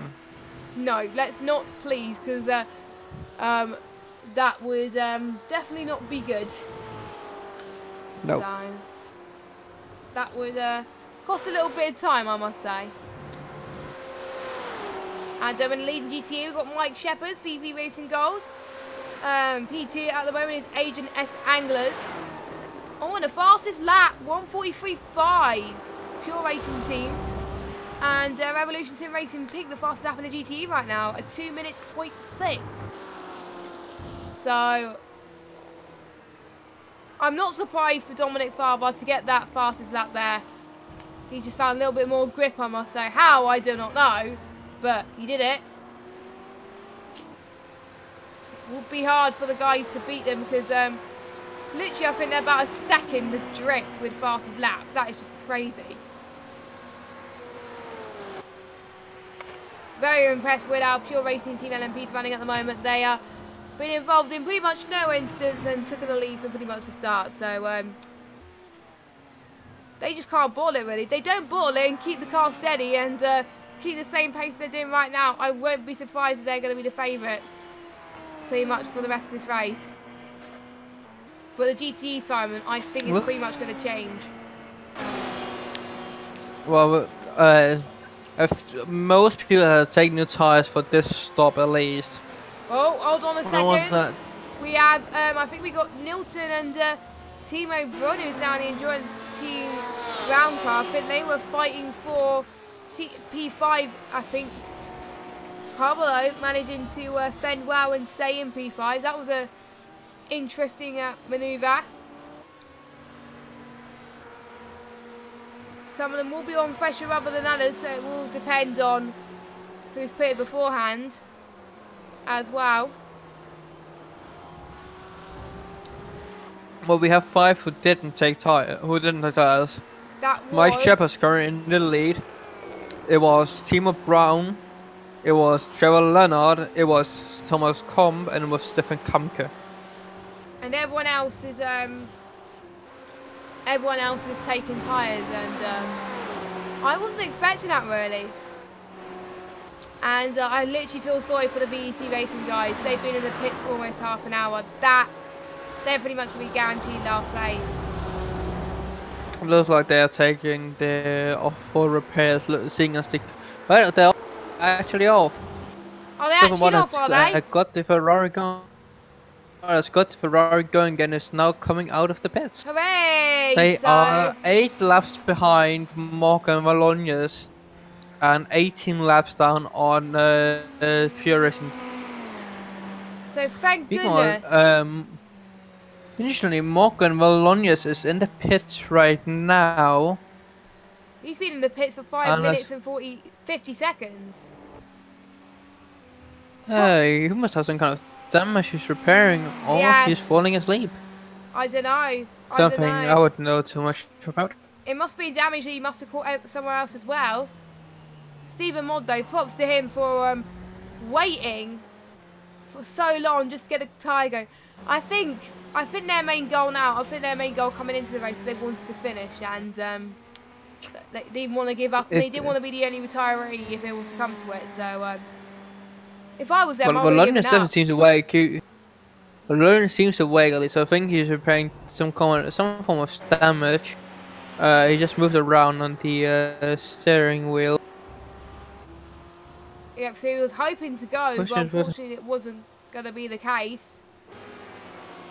Actually, looking, it looks like there's some right rear damage in the bodywork. The wheel is extended beyond the wheel arch, the rear of the wheel arch. That is costly, I think, for them.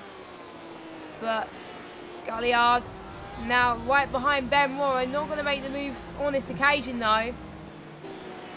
It just looks like the Porsche Endurance Racing car William Lawrence has hit a wall on the right side somewhere.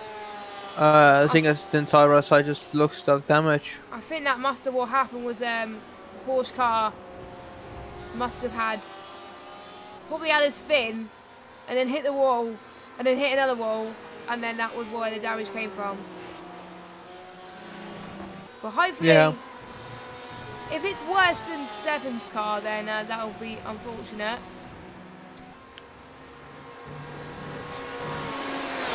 But this has been quite intense actually, as an LMP goes past the 2 GTs that are battling, so I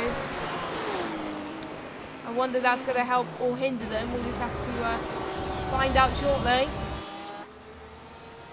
I think what Dominic Faber's doing in P1 is, I think he's on his last stint now, I believe, like until around about 1 minute 30, and then he will get Wolf in the car for the final hour and a half, which is what I'll be thinking anyway. Really?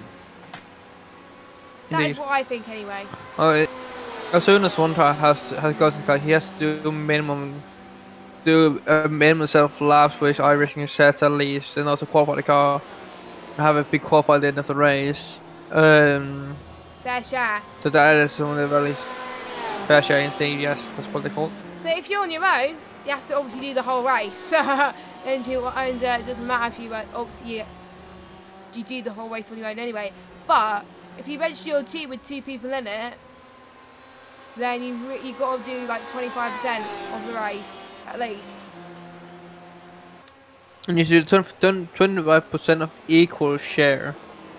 Okay, if you have 2 drivers, equal share is 150. Is 90 minutes. 25% of that is that'll be down towards 20 minutes. Which they didn't have to drive. Yeah, so maybe some of these guys might only be able to do an hour, and that will still count as their fair share, as it were.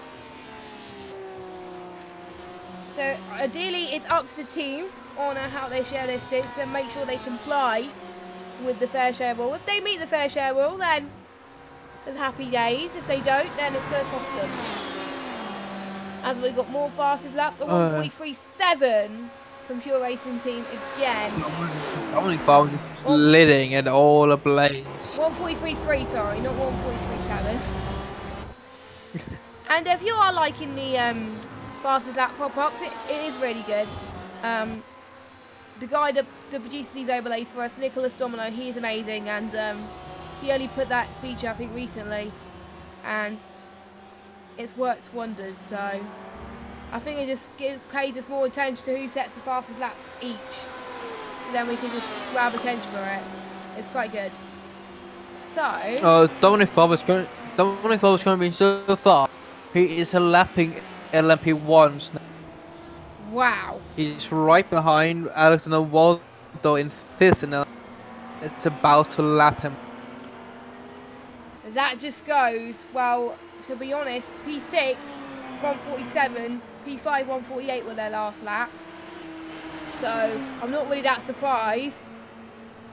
But LMP lapping an LMP, that just goes to show that there wasn't that much dominance in obviously Silverstone, so there was only one. So they weren't lapping each other anyway. No. So that is just crazy. If Dominic's team does not win, I'm going to be probably the most shocked person ever in my entire life.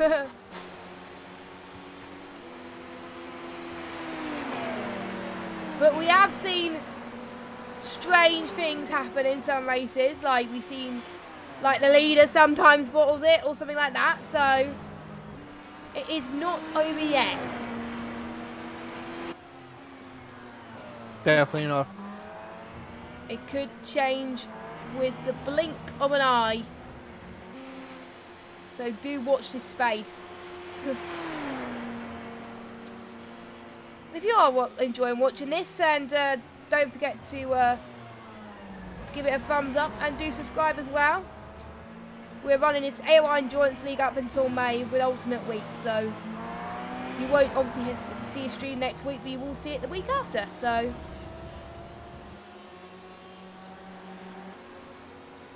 as I think the GTE battles now, I think are due to a fact that everyone that's pitted is not that close anymore. I think it's between the closest battle, I think, is 1.3 seconds, and that is between VEC Sim Racing and Team AOR Yellow and PDC DC Motorsport Blue. Everyone else is between 4 and 5 seconds. Both the pits are, and just generally the GC field seems to have been split up quite a bit.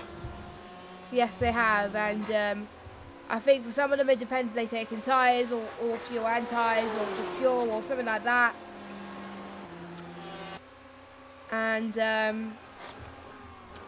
think the best stop, really, to be honest, for taking just fuel is around about 24-23 seconds.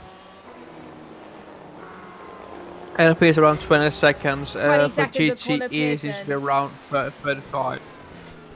Yeah, 35 seconds for fuel only for GTE. Yes.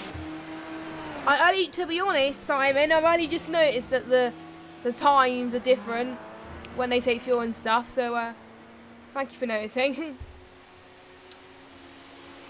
And One thing we haven't paid attention for, Simon, is incidents. Is anyone closing up to some which are really on the deep end? Jardier on 29 incident points. You have Philippe Gaillard, Paulo Martins. 23, 21. Actually, my Shepard is a 19, and he's in the lead of GT. Mike Shepard's 19. Jason Dyer, though, only on 2. Only Trevor Leonard only on 4. 2 of the cleanest drivers, I think, in the field. The cleanest LMP, though, is Connor Pearson, who we're on board right now. Only on 8 instant points. I think Richard Brenham is on the same instant points as well. Going far when the Pure Racing team is on 6. Oh, 6 as well, so I think those are the 3. Also, Roberto Eduard is in the pits. Oh, that is interesting. I wonder what happened there. For some reason, I can't get my replays to work again, so I will see if I can looks like most of the MPs might have to do a splash towards the end if the fuel economy actually can't get them 45 minutes. Because as far as fuel is, they can. I think most of them will pit with an hour and 30 minutes left to go, and then they will pit with 45 minutes left to go. So I wonder. That would be the ideal, yes. So I wonder if they've timed it, maybe because they might be doing a driver swap, or they might have to, or the driver has to go, or something. That might be the case. Well, no, because Eduard is staying in the car. He took tires. Yeah, no one else has come in really. No one else has come in. So, Is the right rear fender again, just like Bologna's earlier, is slightly bent and broken. So is the front. It looks like. It's what? So You know, it looks like he's had contact with a wall somewhere. Who was That's that? why he's in the pit. Roberto Eduard. That is probably why then. He was second in it. You know, he's been in the pit now for 2 minutes. That's way too far. That is too long as well. That's definitely so wrong. Probably. So I'm just gonna see if I could get the cameras up again. I don't think I can. Oh, there we go. So I'm in the pit lane. Just seeing what extent of the damage he's got. Oh, that is quite bad. That is quite both bad. fenders somewhat broken. See what actually happens, and we can have a chance to go back. Yes, well, I'll let you have a look at that. You know how we talked about the LMP struggling through the King? Yes. He'd lost the car into the King and hit the inside wall, then just swung, just floated across and hit the other side of the wall, other wall as well. Wow. That's why Eduard is in now. I think because Stevie was mentioning it to us before the stream that the kink is hard for the LMPs, but it's all right for the GTEs. Probably because the LMPs are a little bit more fragile than the GTEs. The problem here is that Eduard is going to get sent all the way back to the back of LMP and with maybe in a few laps down as well. And if he's in the pits for a bit longer, then maybe he can get Also, caught with he the has GTEs. Oh yeah, he has to go for battle GTEs as well. But Yeah. he's 1 lap behind already of Richard Brennan in 5th. So it's not it doesn't take long before he suddenly is in like battling with GTEs. And meanwhile, Richard Martinson has been getting close to Ben Warren. He has been all race, to be honest, but he hasn't had a chance to make the move. But this could be his chance now, as He is right on the cusp. So going through turn 3 now. Going for water straight and then going down the hill. And I think the LMPs are catching as well. So this probably could be the chance over, but we don't know. I don't think it will because the LMP go comfortably past anyway. I think Vinny decided, due to the fact that the LMP was right behind, I think he wasn't going to make the move yet. So, possibly soon. I think the LMP. I think Kid Bar wanted to follow the LMP, but the LMP was already gone before they hit, like, they got into the corner. So it did make sense for him to go for it. Yeah, that's probably why. Luckily, the GTEs don't get caught up by the kink, so they can possibly make moves in the kink. But again, it is difficult for even the GTEs. And imagine if a GTE and an LMP collide once they go to the kink. Also, Robert Dwyer has now been 5 minutes into And speaking of pits, Simon, I think Morgan has been out for quite a while actually now. His pit stop was 8 minutes and 42 seconds. Yeah, he's been Morgan got out, but that's PCDC Motorsport Huskies now. PC Motorsport Husky in P3, but in the pits. That looks like a scheduled stop with the timing. Try and see. I think that might be, you know, Simon. Or it might be a... Well, no, yeah, it looks like a time stop as Dominic Faber also. Oh, yes. Definitely like a... And Patrick Wolf. Definitely seems to schedule. Yeah, Patrick Wolf's now in the car. Wolf then steps into... Walk back into the car. So I think you might like see Dominic Faber back and when they do the final fuel stop. Yes, I did say that Dominic Faber would go from the start of the race to now, and then Patrick Wolf is more than likely going to go from now to the end. That's what he's going to do. Senan Stoffmore hasn't changed drivers though, so I think he's on his own tonight. But don't forget, he looks like Richard Brennan as well. Brennan hasn't been in yet. Fastest done last time for Wolf and Pure Racing. Well, to be honest, for an endurance league, it doesn't matter if a driver misses a race, as long as the team doesn't miss a race. So indeed.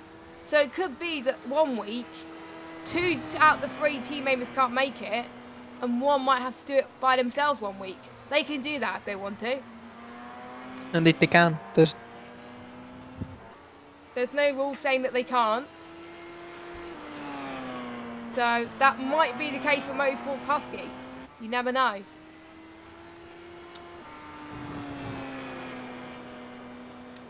As we watch... Our stop mills feels like driving an LMP car for 3 hours straight.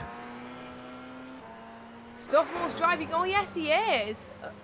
Let me just check. Yes, he is, actually. He's on his own regardless. So, I wonder how he's going to cope, because some of these guys may start to see the tyres set in start pretty soon, especially when they got an hour and 30 minutes to go, as one of the GTEs coming in.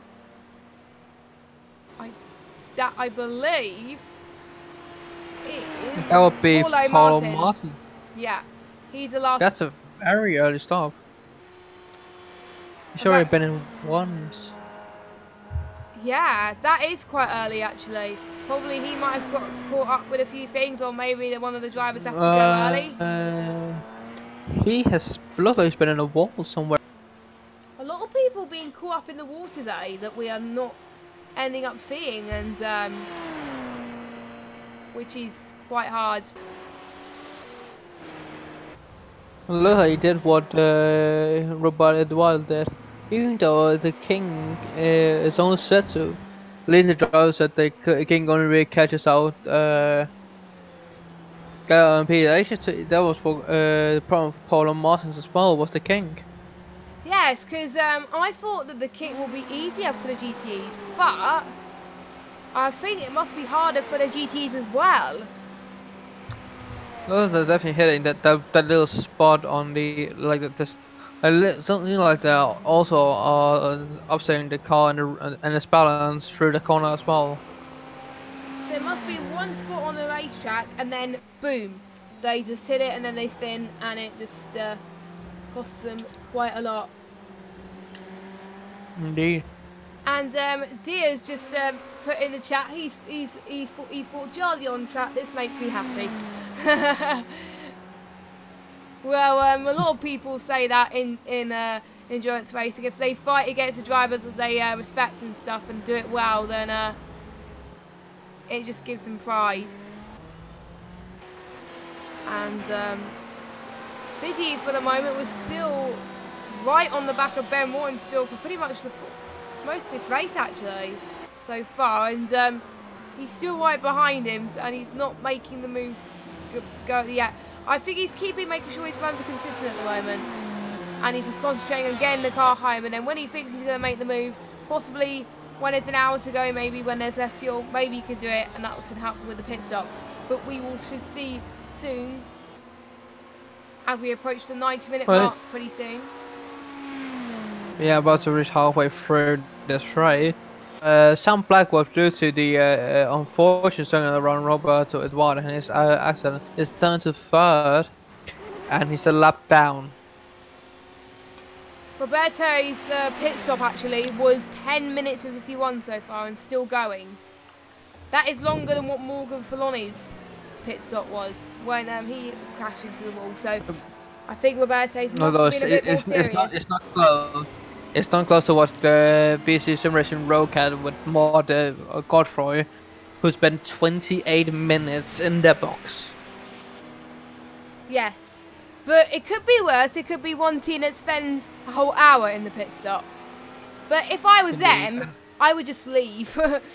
Because and looking at the time screen, Eduardo is now falling through the GT field as well. Yes, he has. In the standings. He has, and so Jason's bike has passed him. Jason has passed him.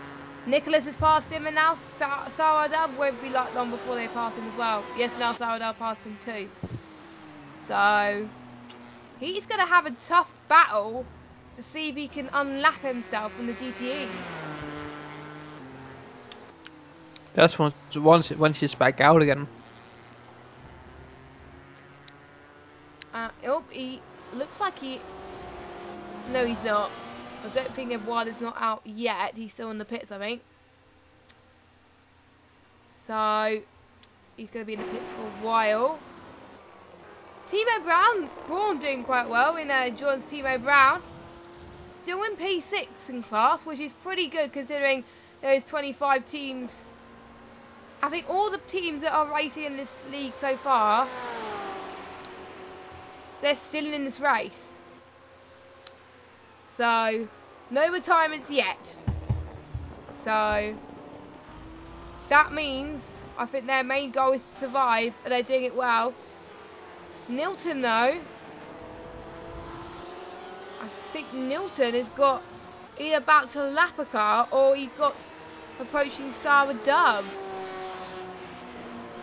It must be Sarah, he's actually approaching Sarah Dove, I think. Yeah, that must be it.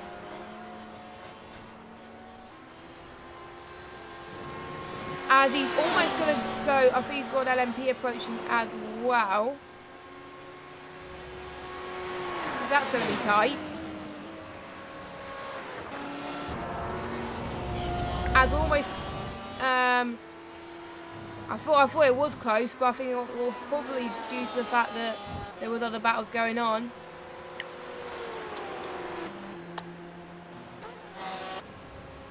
Fizzy's chance again.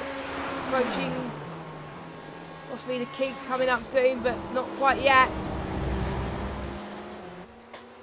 Got 26 seconds to go before the halfway point of the race goes in, and this is where we start to see, I think pretty much all the LMPs have pitted now, earlier than we thought. So I imagine they will probably have to pit 2 more times, because there's no way they can last this stint and then another stint till the end. It's just not possible. Yeah, I might have to go in and take a final splash and dash towards the end. Yes, that's what could work. Or they will still pit with 45 minutes to go. Or they'll pit with an hour to go, and then with half an hour to go, maybe. I think you should make the final hour in an ILMS race, eh? Yep. Or maybe because they have a planned driver swap, and then they realise they went a bit longer than they thought. There's a lot of things which are coming out of this that, in terms of strategy, we don't know what their strategy is because they pretty much can change every week. That is the cool thing about it. It depends on racetrack to racetrack on whether they can make the jump that they need. Indeed. Right, for some of these teams, just with 2 more laps, and all of a sudden they're hitting the 45-hour mark. Yeah, we're past halfway now, so pretty much for the GTE people at least, it's plain sailing for them because they're used to running an hour-and-a-half races every week. So it's kind of like a practice for some of these guys that are doing solo. It's a practice for the actual race for Monday. So this is where I think we get to see for some of them some more moves. That's more challenging as I noticed that there's a bit more shade, Simon, than we've seen before. That means I think the track temperature is getting a bit dying down a little bit.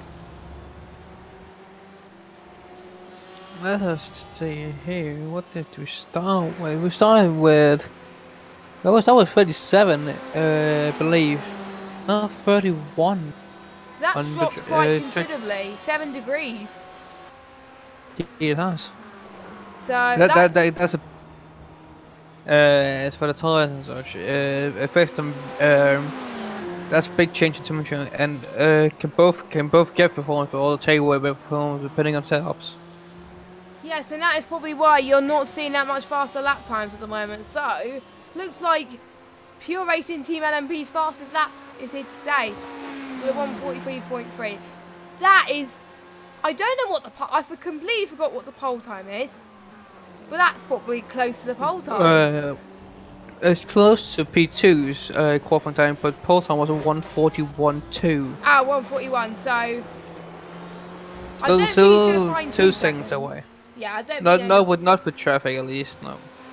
Interestingly, I think we can regard the Blue Flag Racing LMP as a retirement, as Robert Edouard has left the session. Oh no! So that is our first retirement. Obviously, our first casualty of the day, yeah. So that means no points for the Blue Flag Racing LMP team because they're not finishing, which means 0 points. So if they want to win, well, basically, it's only a 5-race championship. That's a big disappointment. So they'll have a lot of catching up to do if they want to still be in the championship fight. Indeed, they have. Meanwhile, Sam Blackwood, 1.2 seconds behind Alexander Waldo, so... Well, Waldo was actually, I think Waldo's taken Blackwood recently. Because Waldo was behind Blackwood not that long ago. That must have been the case then. Remember, Waldo was behind Blackwood coming out of the pits, and Waldo's also doing faster times than Blackwood is. I think that is what the case is right now. Waldo he's doing his absolute best now. He started last in class and he's now P3. So what a turnaround for the Team AOR Scandinavian team. Even though I think he's running on his own. And we know him. He's one of the mods here in AOR, and he's a well-respected mod, and he's doing quite well in the race anyway. So setting a good example. Interesting development in the front. Jason S. Steyer is now within a second of Mike Shepard. because he was struggling to get past the Adrian S. Anglers team earlier on. But I wonder if he'll have more of a chance. Shepard didn't take tires either.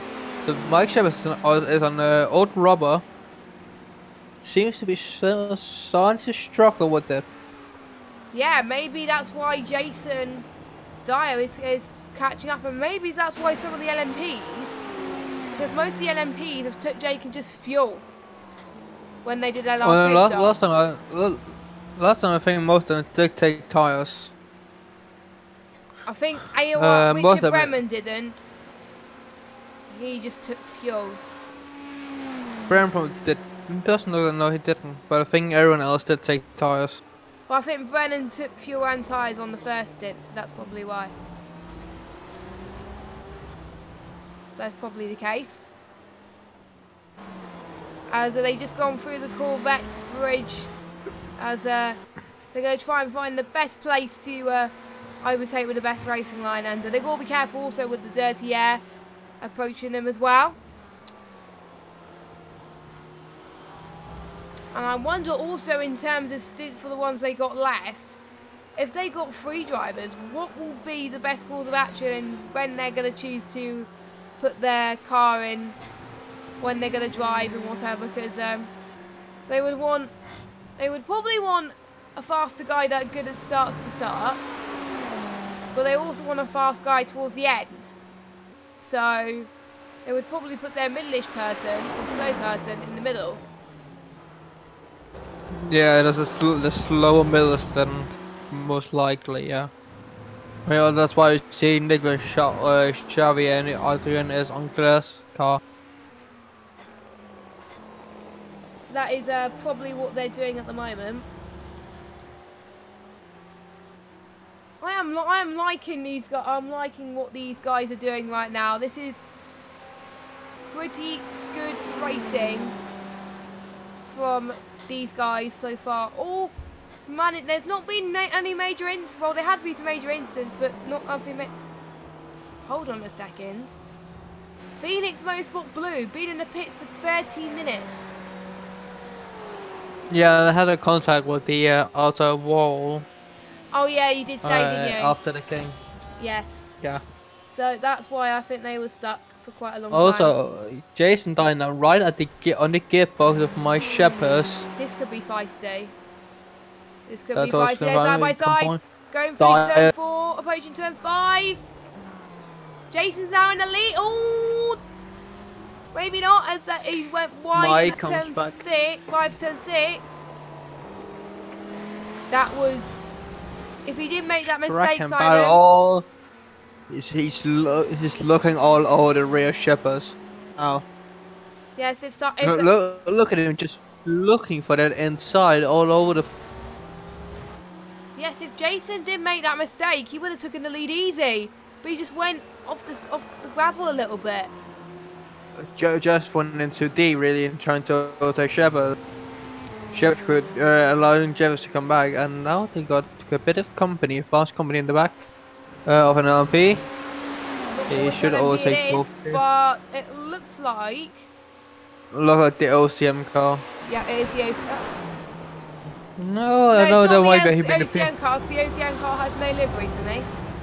It's the PCDC, I believe. Yeah, that looks like that car. So. Last of the running LMP1s. I think these two are about to go through the start, finish straight soon. Yeah, fast. Shepard looked to have the better exit from the final corner up the hill. It looked like he did, didn't he? Is Jason Dye actually going to take the lead here? This could Looks be possible. to the inside. As they're side by side going in. Side by side. Jason must take this surely, and he does. What a move from Jason. He didn't let his mistake pass him. But look at Mike Shepard though. He's still on the back of him. He must not be complacent, Jason. Even though he's got the move done, as we've seen, I think a bit wide from Mike Shepard, I think. The railway definitely starting to run out for Shepard. The car just went very lively at the exit of turn 3. And he's got to be in those same tyres for 20 minutes before he has to pit one more time, so. Indeed. that is going. If that's not good, that is going to cost them. As both of these cars, there's just no room for error. But I think what caused Jason to make that move was due to the fact of his newer tyres. He had fresher rubber than him, and technically, he could do one more stint on those tyres. Whereas Mike Shepherd's, he will have to pit for fresh rubber, because otherwise he's going to get a puncher, and we don't want to see punches. That's what we saw last week. No. At the end, one of the GTEs was running so slow, and that was a puncher. We thought we almost ran out of fuel, but it was punches. So,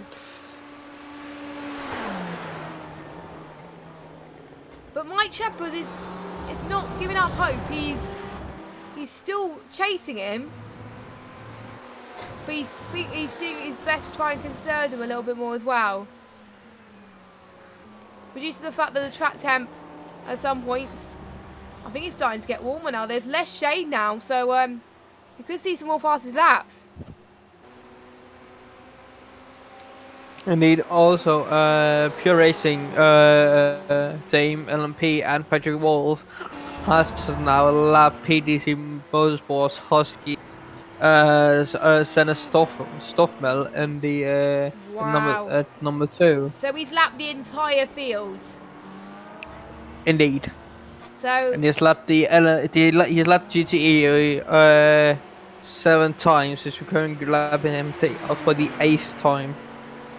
so yeah, In an hour and 40 minutes. So the only person on the leading lap is Pure Racing team.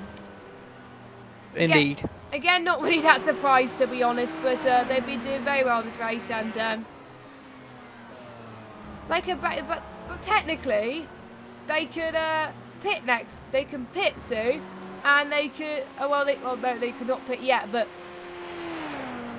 they can pit whenever they want and still comfortably come out in the lead. Indeed, you can. And this will work very well as he's passing again Stephen Mott, I think. Yeah, it looked like Stephen Mott. Who is 21 laps down behind Pure Racing and still out there.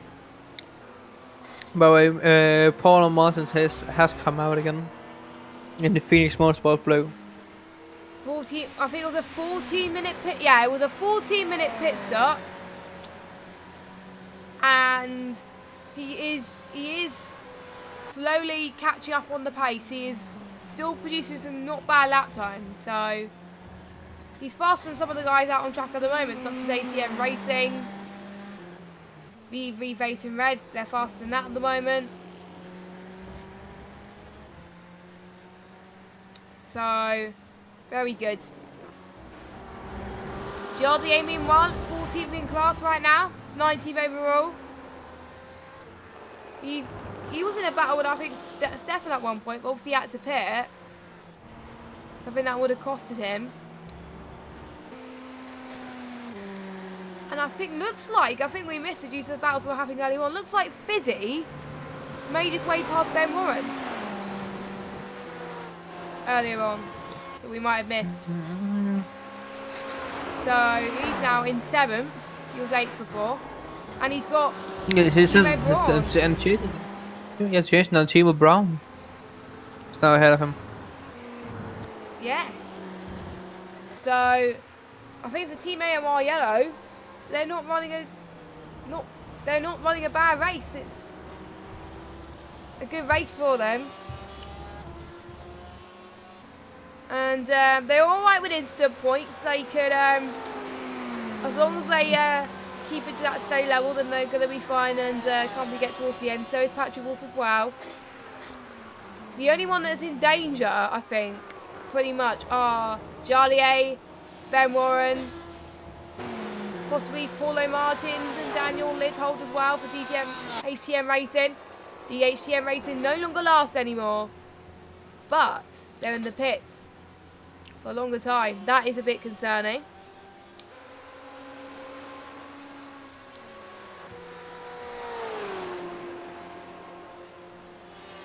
And I'm just trying to see Alexander Wildo is 3.6 seconds behind Sam. But I think there's no other intense battles for the LMPs. I'm just watching Fizzy now as he's gaining some speed in these corners to catch up to Timo, so. And also on the straight as well, so he must have had probably his setup is very, very good tonight. By the looks of things.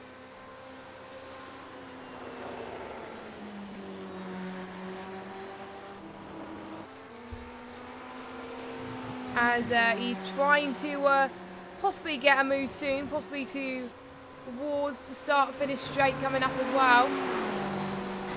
Looks like Daniel and the DHT and Conway also have lost the Ray and the King. Yep, on the GT Amateur as well, so that's definitely costed them. Looks like Nut Martinson, we just seen, has just gone past Timo Braun. So, Fizzy is now up into P6. We just about caught that battle. Thank goodness we did. So, Indeed, Chris Martin, who started P11, is now moved his way out to 4th in the class. 6th in class. 6th in class, sorry.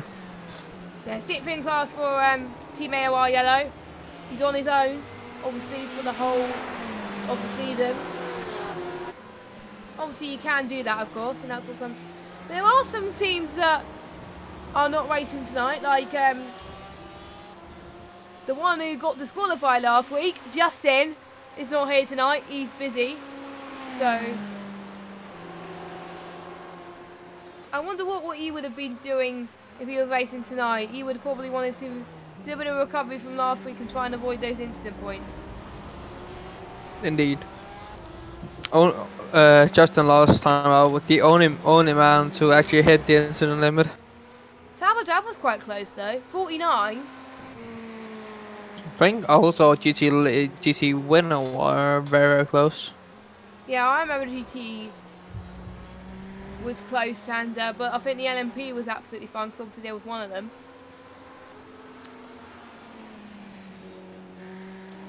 And Mike Shepard now is 2.8 seconds clear, well behind Jason Dyer. So yes, Mike Shepard's tyres are starting to run out.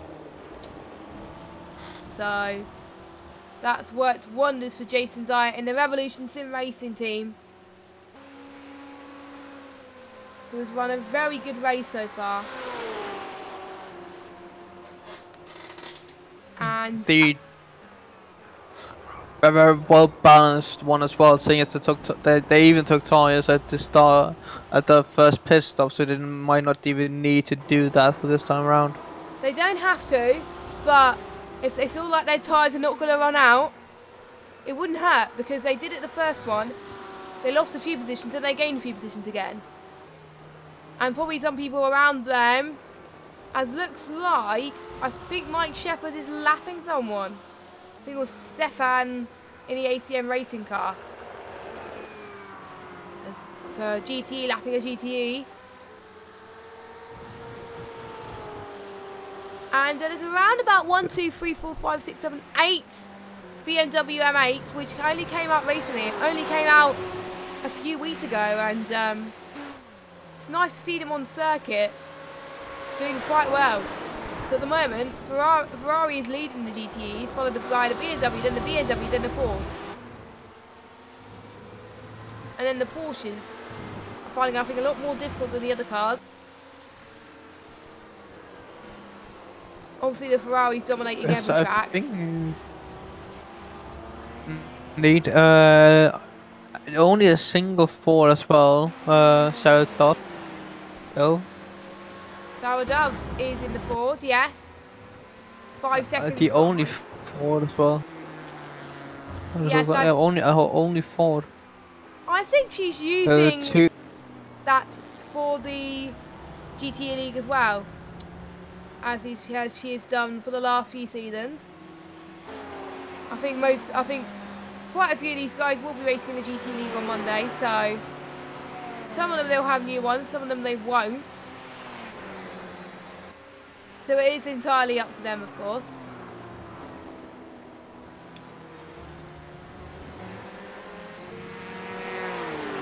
And Sourdough is, I think, lapping someone. Yeah, I think she just lapped someone. Yes, she did. But meanwhile, Timo is got Galliard behind him, and also he's under pressure. He's also going to try and catch up to Ben Warren as well. So another train forming at almost the crucial part of the race, and that usually is the most important, because it's make or break.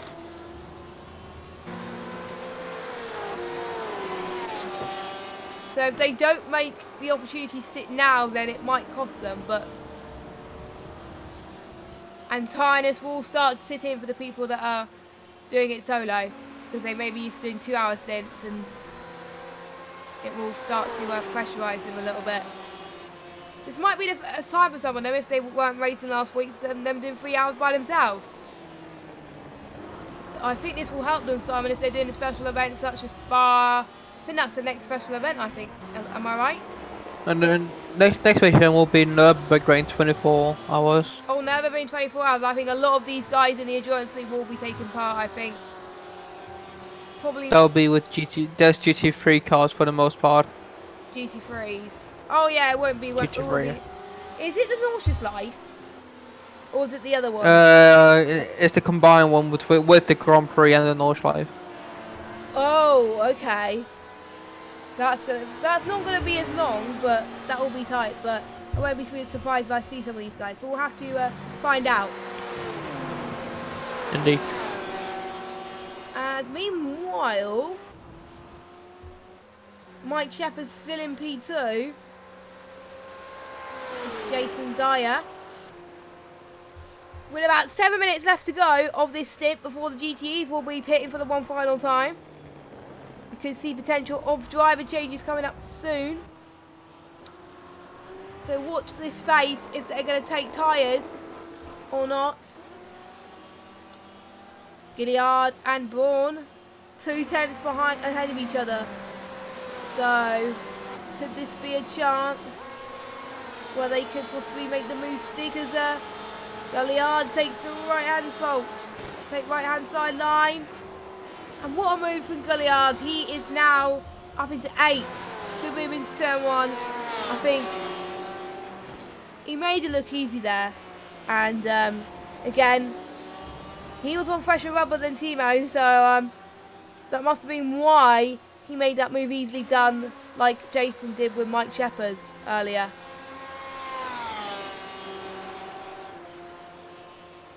So well done from Gallia. One VEC racing team doing well, one other VEC racing team right in dead last place.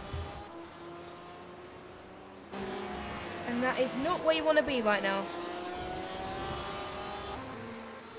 Nope. So these guys have make sure they got to watch out, because there may be some people may be turning up the party mode a little bit too much towards the end.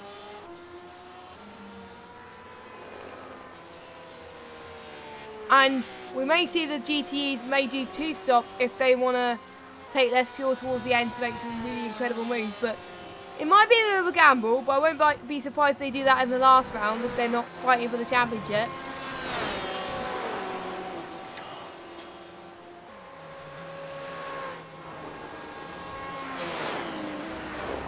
PLMPs are just flying away from the rest of the field right now. There's not even a contest at the moment between these lot, but Alexander Waldo Force was 5 seconds now, 3.8. But I think we've been following a lot more the GTEs this race, more than the NMPs. Yeah, NMPs has been split essentially from the very start, so there hasn't been much racing between them. Just ended up being a very tactical battle. Yes. And if they have multiple teams, maybe they can help each other a little bit. But the gap is so far behind and they're probably not going to help. As I think, I'm just looking, I thought someone unlapped themselves, but they didn't, so like they didn't. Maybe Patrick Wolf overtaking cars again. So that Or lapping, should I I say. think that is the GTEs. So once again, he is fighting for loads of positions. This could be tight.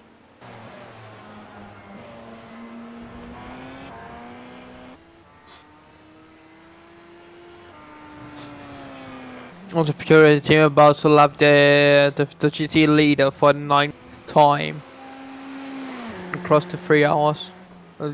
These first two and the first 2 hours really. I think that's what they're going to do then, by the looks of things.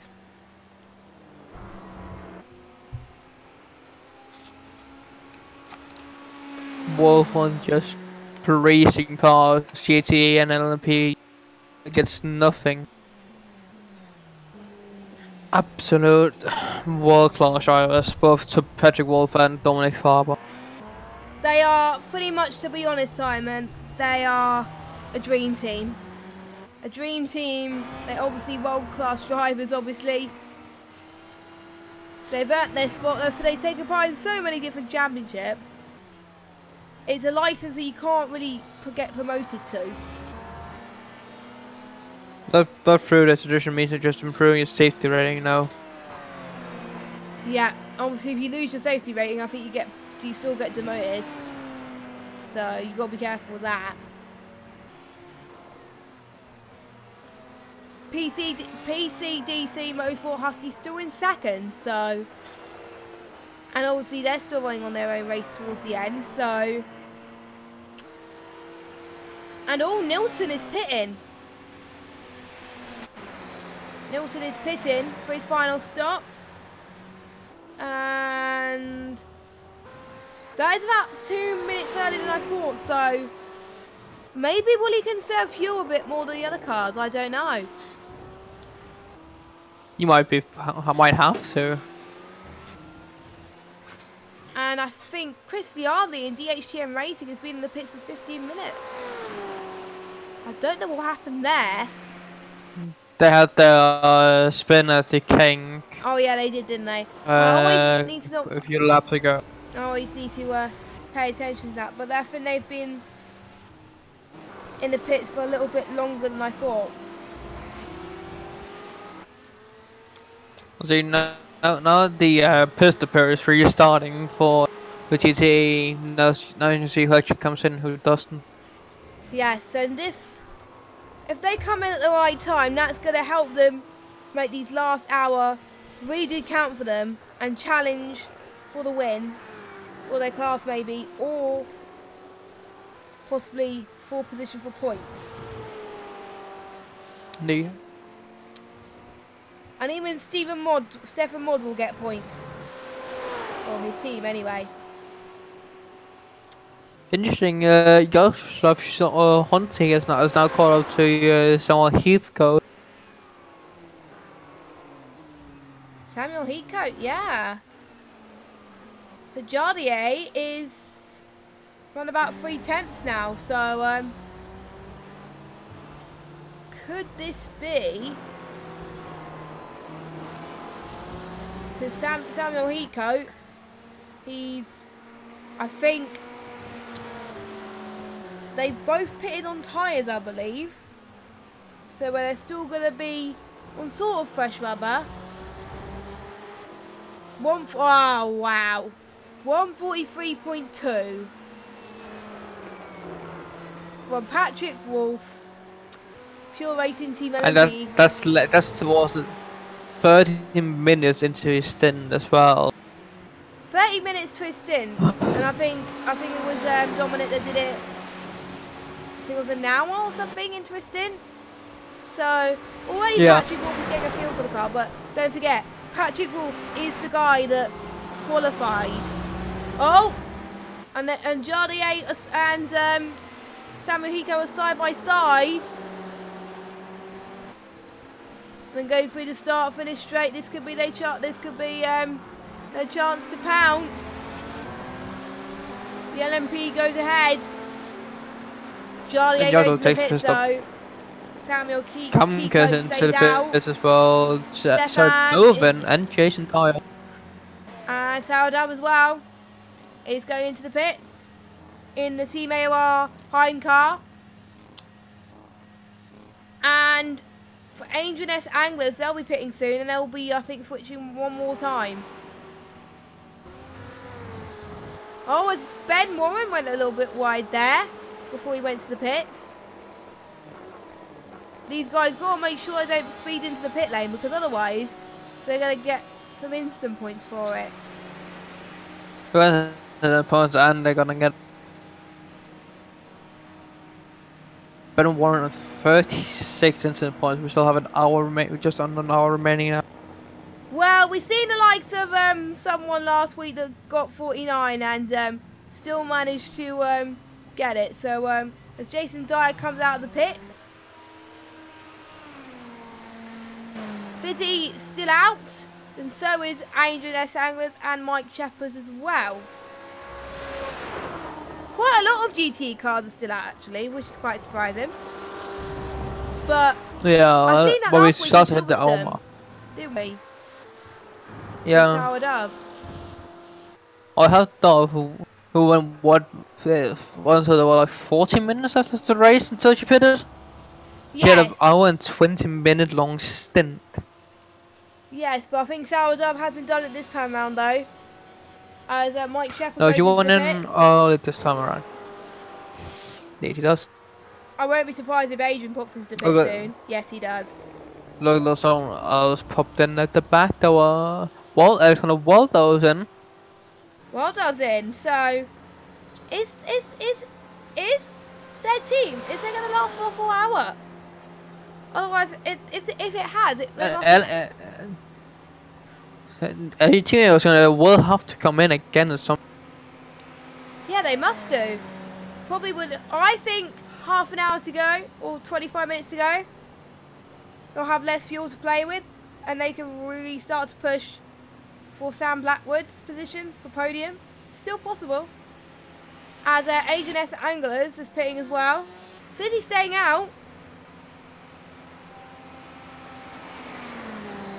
This could be make or break for Fizzy actually. If he could stretch his stint quite nicely, that could work out quite well. He can turn into. I think he must have saw one Sarah Dove done last week and say, "Oh, I could do that." I think that's what he's doing. So as Beefy Racing Red must be involved in the collision because he's been in the pits for 4 minutes or 5 minutes. Matt J. Farrow is now back in the car. Just as Mike Sheppard goes off the Jags and goes off the pit, that was just when Jason Dyer passes. So Jason Dyer has massive lead now over Mike Sheppard. Yes. And Matt Farrow is now in the car for the final time. Like we seen with one team last week, they got their fastest guy for the start stint and the finishing stint, which I think will definitely work for them. So for most of these guys, Jardier took tyres, so did Samuel Heathcote. Jersey just took fuel. Stefan took tyres, so did Timo and Ben Warren. Philip Gilliard took just fuel. Fuel, yeah, for Gilliard. Salvador, I'm not sure. Because if it was fuel and tyres, then that is a good stop if it was that. Well, both Waldo and Sven Stoffmel and LP1 has been in for fuel-only stops. Actually, Dominic Farber was back in the pure racing team. They also went in last time around. They don't have to take tires, but they definitely changed drivers. Not Dominic Farber back into the car. Well, to be honest, like we said earlier, Dominic Farber, he's running a good race anyway with Patrick Wolf and I think Patrick Wolf probably had to go, I think. Martin is back into the pits. Is into the pits now. Yep, Martinson, Fizzy in the pits then. He will probably come out, I think, in 5th in class, I think. Not entirely sure. He might only. It doesn't matter if it takes fuel. Is the fuel only stop or not? Looking at fuel, he has about a minute into this. Yeah, down around. Just Ben Warren again. Most like, maybe a bit, maybe a bit ahead. Yes. So yeah, a few girls and It's been quite an entertaining race so far, as this last hour is probably going to go slowly for them. As and Facey take Martin takes tires. Yes. Mike Shepherd Well, did as well. So is Fizzy. Thomas Comp has actually been in the pits now for 7.5 minutes. That is quite a long pit stop from Thomas Kuhn. I think they just switched drivers, I think.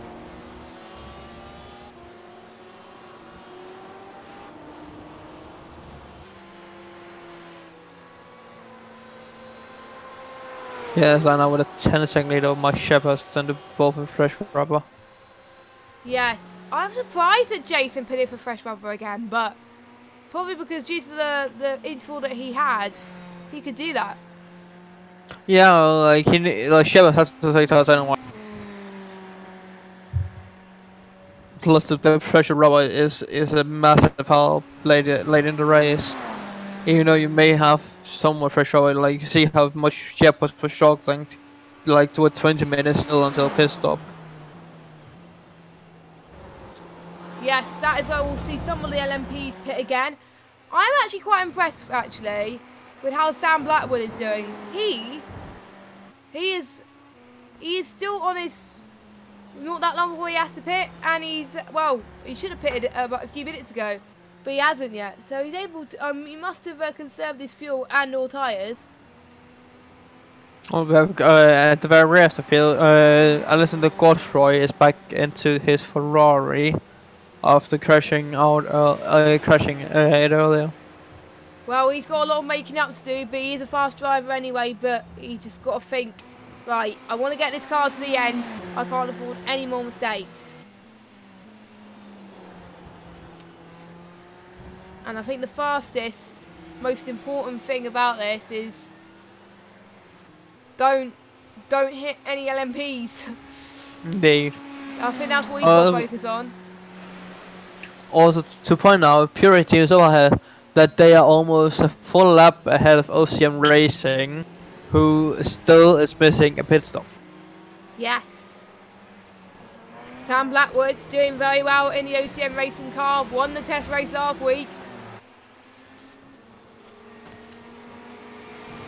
He's going to, I think though, because I think he's stretching out a little bit, unless the LMPs will probably have to pit again, or Richard Brennan's going in the pits for his final stop, by the looks of things. He's got to conserve some fuel, like we said. So I think that's what they're doing. Last lap from OCM Racing on 146.6, so that's a very good lap for them. Yeah, but if they take any peek in the mirror, so they will see a GT, and then right behind that they will see a Dominic Farber. As actually should be pronounced probably. In the name. Dominic Farber, or however you say his name. We will get these names right. Luckily we did have a broadcast last week, we were able to practice a little bit. Makeman Racing though was right at the bottom, it's now in P12. OCM pits and that is Pure Racing back a lap ahead of the second place LMP1. I wonder if OCM Racing will be changing drivers. Probably not. But it does depend if they've done their fair share. I think for most of these guys now, they've probably done their fair share of 25%. As long as they keep it together. Faber and Wolf should be safe with those fair share. Well, 38, it's important to start off. She's flirting with the incident limit once again. Ben Warren on 37. Sen Stoffmal on 30. So the highest LMP instance. Sam So it Blackwood. shouldn't be a danger.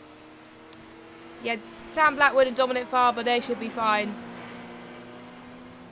The GT leader, Jason Dyer, is on 6 incident points. Extremely clean race from. It must be his favourite track, Simon, because otherwise, well, he must have practiced this on this track a lot. Yeah. But if he's racing in both this league and the GTE, then he must be doing a lot of practice for getting the stints right for both of those leagues. So, because obviously the rules of GTE are different, you might have to make more stops in GTE or. Well, GT, the thing with GT pit stop is that you first have to refuel and then you can change the tires. Yeah. Whereas on here, obviously, it doesn't matter what you do. Well, in P, I believe they can still change tires and refuel at the same time. And I wonder what, as it gets to the 45-minute mark, will all these guys end up getting tired for some of these, or will they just start getting to the river more? Because the ones such as Dominic Farber and Matt Farrow, they had a little bit of a break for a little bit. They had a rest, and Indeed. they were obviously coaching their teammates. They might have had a little bit of food inside them, a little bit more energy. It helps them. Having some energy would keep them alert towards the end of the race. And it'll be all like a 1 hour sprint race for them. Indeed, Dominic Farber is like both Wolf and Farber was so much faster than the rest of the competition. Yes. And we are approaching almost the 45-minute mark of this race. The only retiree we had so far is Blue Flag Racing LMP, Roberto Edouard. Indeed. Everyone else is staying put, despite people taking quite a lot of repairs.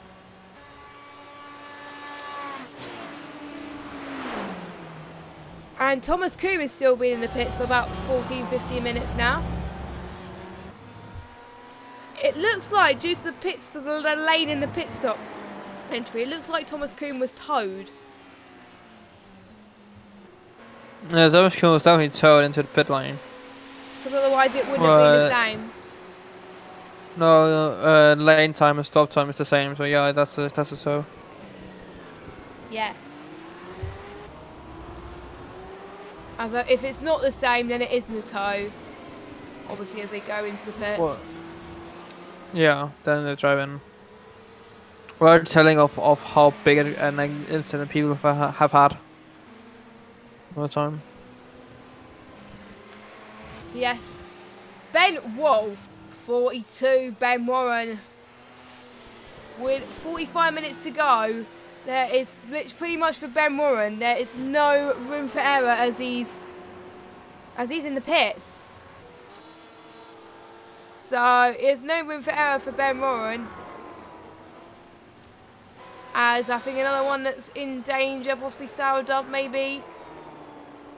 But in less danger than she was last week. She was on 40 by now, but she's on 38 now. So I'm quite confident that Sarah will make it to the end. Unless she doesn't. As long as she doesn't get any more off tracks, then that's absolutely fine.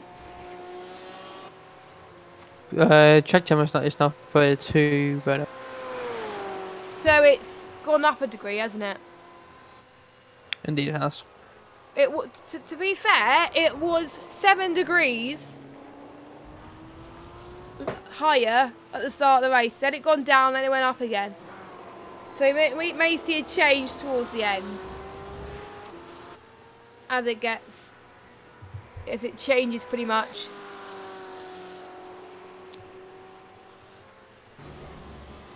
And also, if you think about the championship, it looks like F1. don't assume that all Dominic will win the Pure Racing will win the championship, because it can change. It could be one car's favourite track coming up next, because Silverstone's in 2 weeks. It could be like OCM Racing or PCD Motorsports. They could be like Silverstone, much better than Pure Racing team. We'll never know. So don't think the running order of the race, the finishing order of the race, could be the actual final championship in a few rounds' time. It's never the case. So I think Sourdov's about to be lapped by another LMP. Not much happening at the moment though. It's quite quiet in terms of battles. Yeah, the close gap we have right now is 3 seconds. That's Jaroslav. Hordensick out to Chelsea. Washwick. Yes, I think that is the only.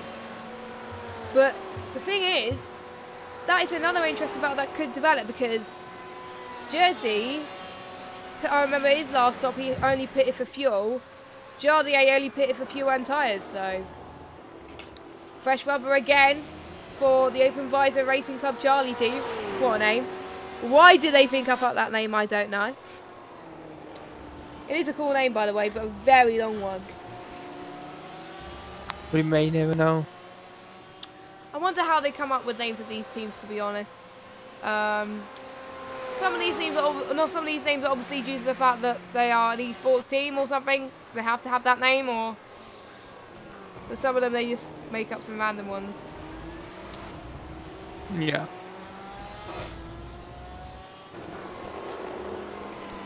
As like Rusty's Hood or something team we had for the test last week. yes. And it's more shady at the moment. I think it looks like less hot on track at the moment.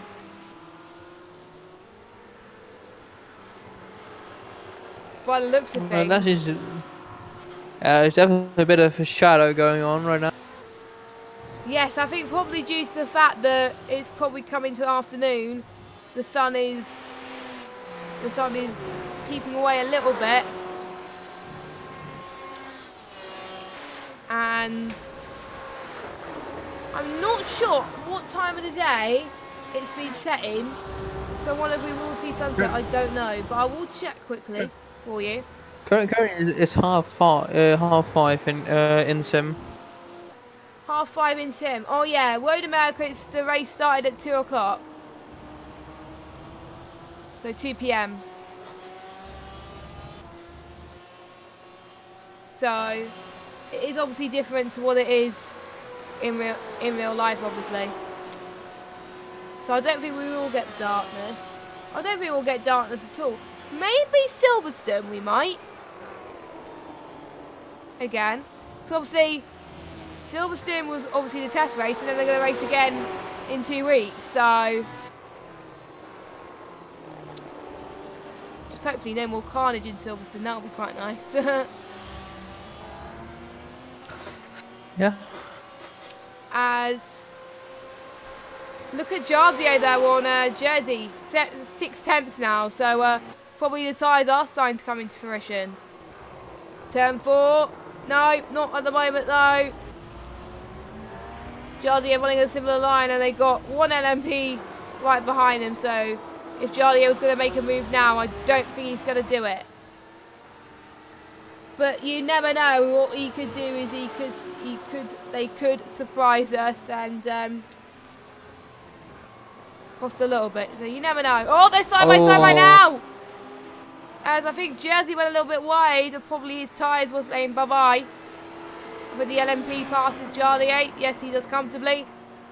Jardier, due to Jersey's mistake, is now up into 11th in class, 16th overall. So he's pretty much halfway overall, I think, pretty much. So that is not a bad result. Hopefully he Thomas Benham hits for 21 and a half minutes. Well, if I was him, like, if there wasn't anyone else involved in any battles, I would just call it bye-bye there, because Even though your goal is to finish, if you're not going to gain any more positions, then what's the point? Unless you want to finish and gain points, obviously.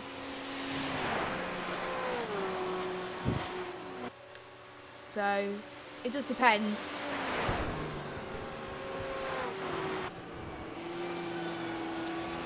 OCM Racing still in third, with Alexander Waldo 2.7 seconds adrift right now.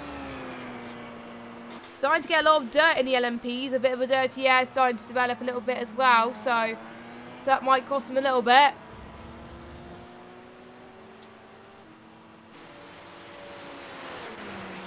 And I wonder if the LMPs now, apart from Alexander Waldo maybe, is going a little bit more conservatively now to make sure they get their fuel to the end. That's probably why their lap times are quite low. Sen 149, Sam 147, Waldo 146. Yeah, definitely slowed down the times quite a bit. And yeah, I think they realised, I pitted earlier, that means I need to pit. So, or that means I need to conserve the safety in the pit, that is, unless they pit with half an hour to go.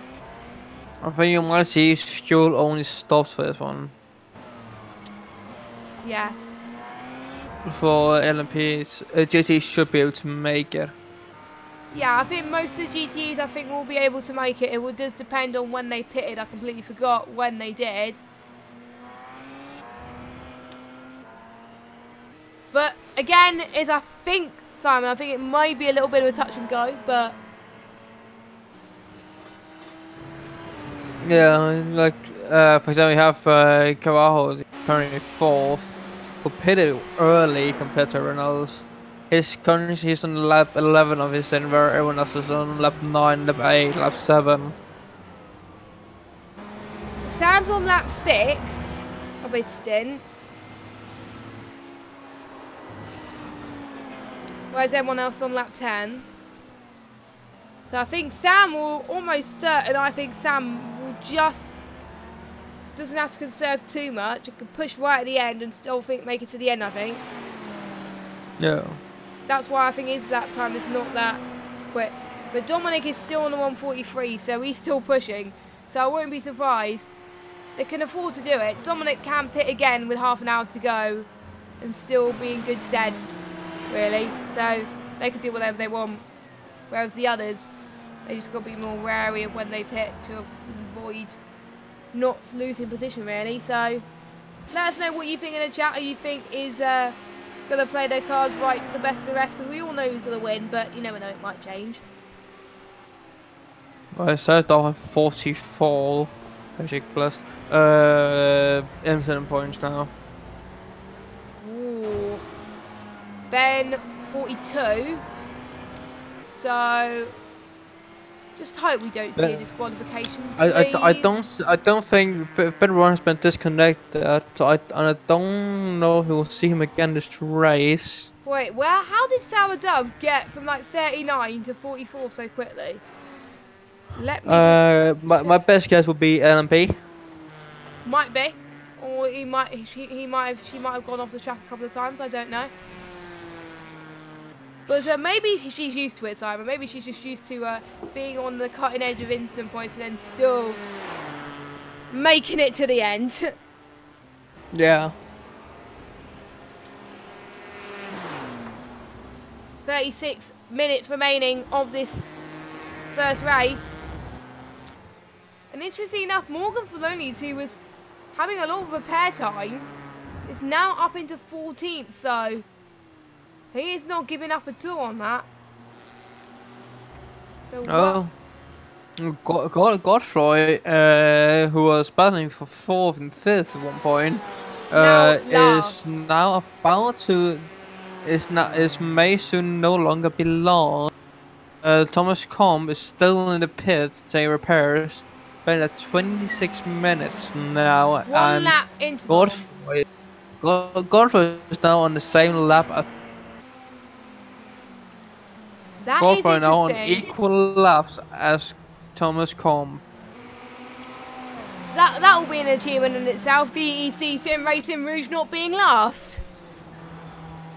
So that would be good. Because they had 28 minutes of repairs.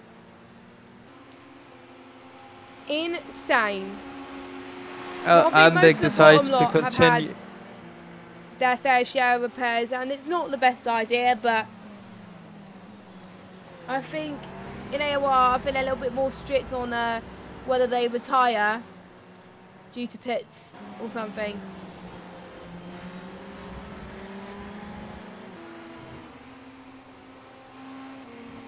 We just have to find out.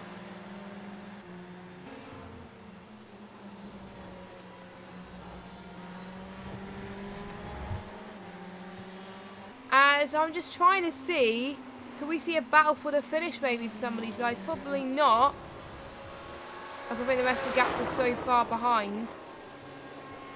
One potential could be Sarah and Philippe maybe, if Sarah was on fresher rubber, but it does depend if Sarah Dove wants to keep her instant points on. Oh, Aziz, she's gone into the gravel, and I think she's hit the wall. Oh my god, that is a mistake from Sarah Dove that she didn't want to make. She's now on 46 incident points. Luckily I managed to caught that just in time, but that is unfortunate for her to suffer that. I wonder if she's got any damage. So it'll be a shame if Sarah Dove has got damage if he has to pit. She has to pit. She doesn't. It does look like it. She continues on, so I don't think she hit the wall. No, I think she just spun and had a little bit of a loss of control, I think, by the looks of things. So I think that was. I think the other incident that she had in Silverstone last week was colliding, but this time she did it on her own accord. No, so. she definitely hit the wall. Probably had a bit of a bend up front. It doesn't look that bad actually. Yeah, definitely okay to continue. Yeah, by looking at her car, it looks like she can continue towards the end, which I think will be a relief for her. Oh, Sarah again spun. Her tyres are dead. I think the stop that she did wasn't for tyres. I think it was just fuel. So otherwise she wouldn't be struggling like this. She's got another LMP right behind. She's going to try and let him pass her at some point. She's gone wide again. She's at 48 incident points now. She's making so many mistakes, mainly because I think she's been doing a lot of stints on her own. So that's probably why she might be getting in a little bit of a tyre space as well. Well, she did say, wasn't it in the different system where she said she basically fell asleep at one point? Last week? She said it wasn't because of tires she had problems. She spun because of something else and she spun twice, and I believe tiredness was the reason. Yes, as possibly tiredness might cause some of these guys to not do well. And she goes into the pit. Yeah, she's gonna pit. I think she's gonna pit one more time. She doesn't want to take any chances, but that means she has lost 2 positions. She's probably gonna last more, I think, as well, as she dives it in. This has gone from good to bad to worse for the Team AOR car for Sarah Dove. Indeed, it has. That's I think so many spins stuff on that. That's allowed Timo Braun and Trevor Leonard, I think, to breathe. Well, at least for Timo Braun, at least to breathe a sigh of relief that they don't have Sarah Dove chasing her. Also, Thomas Combe is now going back out. 31 minutes and 5 seconds he was in that pit stop, and he's still going. So, props to VEC Sim Racing, V3 Racing, the guys, the people who have been on, who have done a long repair times that are still racing. That is just incredible. But I think they probably have to do it anyway for AOR rules. But hey ho, if they don't have to.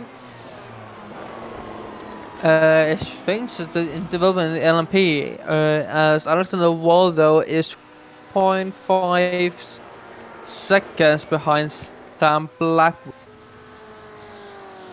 Yeah, Sam Blackwood's still out though. We've got 29 minutes remaining. They are on, the ones in the LMPs are on a fuel conserving mode right now. Both Alexander Waldo and Sam Blackwood have been consistently in the 146s pretty much from the last hour.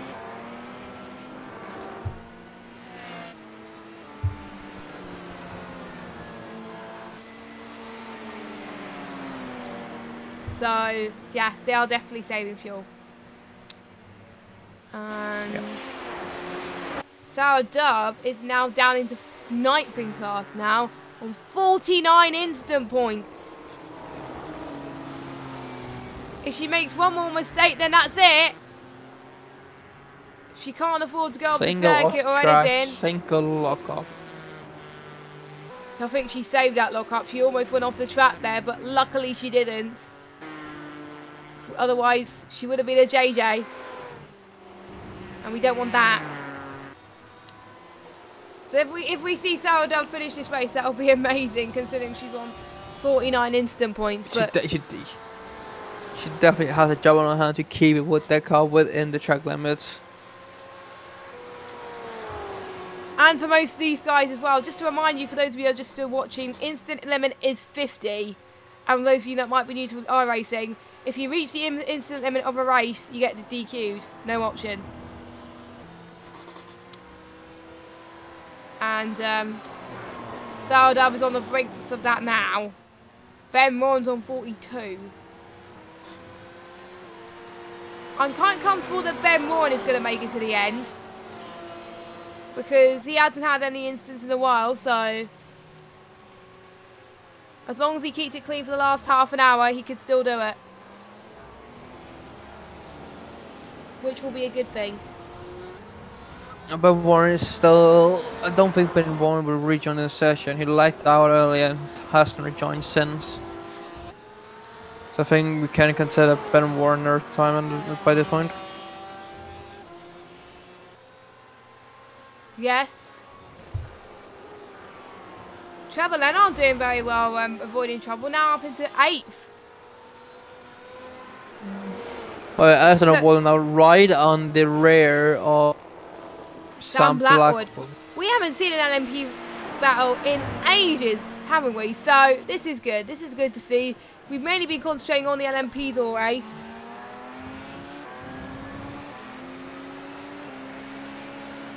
Also Porsche versus Audi in this case. Yeah, Porsche versus Audi for the battle of the best car.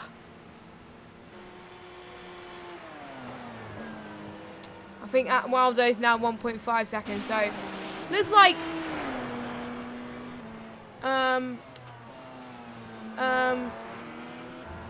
Sam Blackwood, I think, is getting a little bit more pace, 146.8 compared to Alexander Waldo's 147, but could be the potential for them to catch up. No, wait a minute. I thought she got disqualified because her name went dark on the timing sheet. Phew, it's not a disqualifying.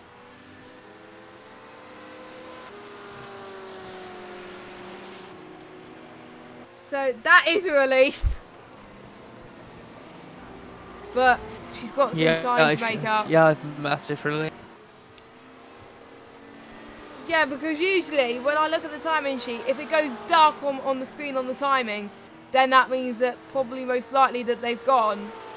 But usually on that case it's not. Usually it might be that that person might have lost positions. You never know.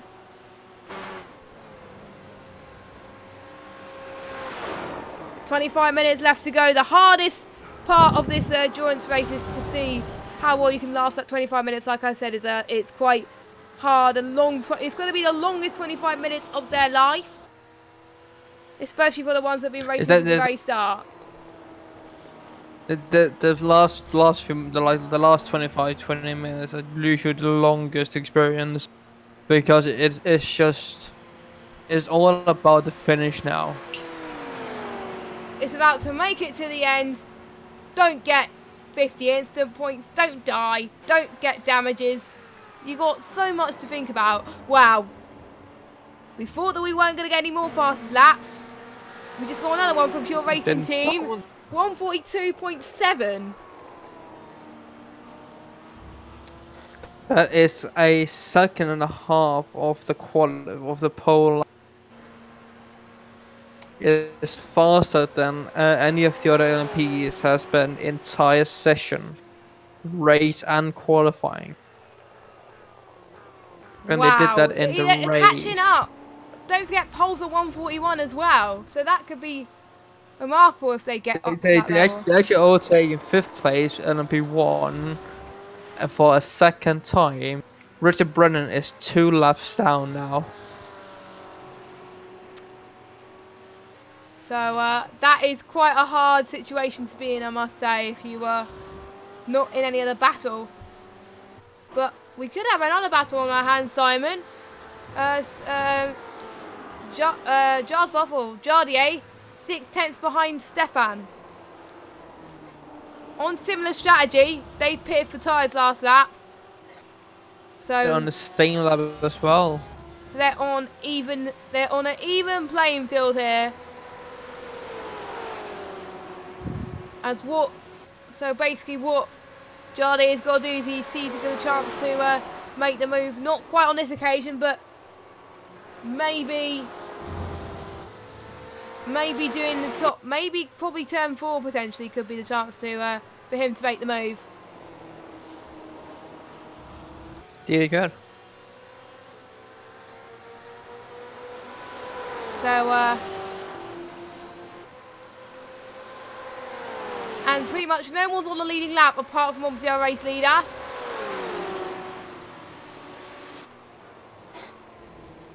I think one of the LMPs that could be in danger actually of getting DQ maybe, but possibly will be alright, I think, will be Sene Stockmore. He needs some very maintenance and towards the end if he has to. Yeah, that's 22 minutes. He has 40 as a point. I don't think he'll get enough. No, he'll be fine. But meanwhile, Jardy is thinking of making a move. Oh, that's not gonna set up with some Blackwell because he just got hold up massively there. Looked like Jardy was gonna make the move, but the LMP hold him back, and there's gonna be another LMP right behind as well. I'm afraid to say, but that's pure racing team behind them. Yeah. They're catching up to 4th and 3rd place LMP1 for a second time. That is...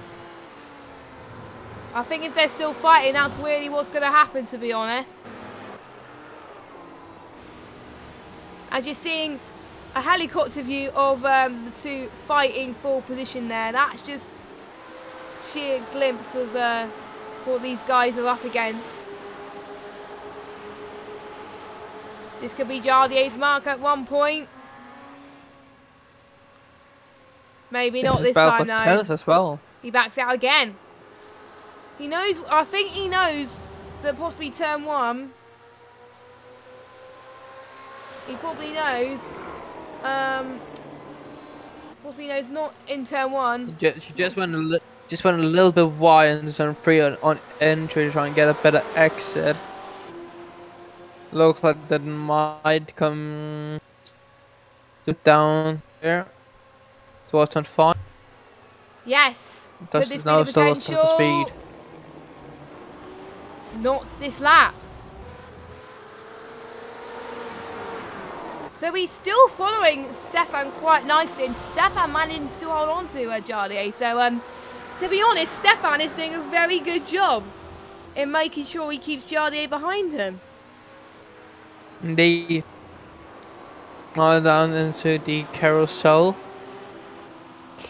Jardier again looking around the outside into a carousel.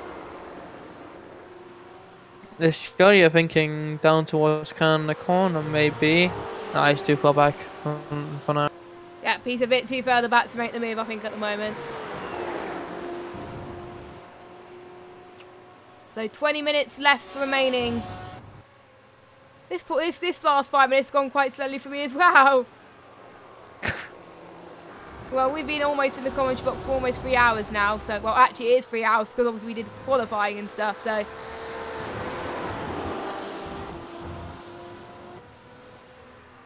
and for those of you that have been watching, these last 3 hours or so, then that's good. And for those of you that just joined us, should join us for the crucial part of this race, and potentially we could see some more battles. Maybe. Hopefully. We always like to see battles happening pretty much everywhere, to be honest, and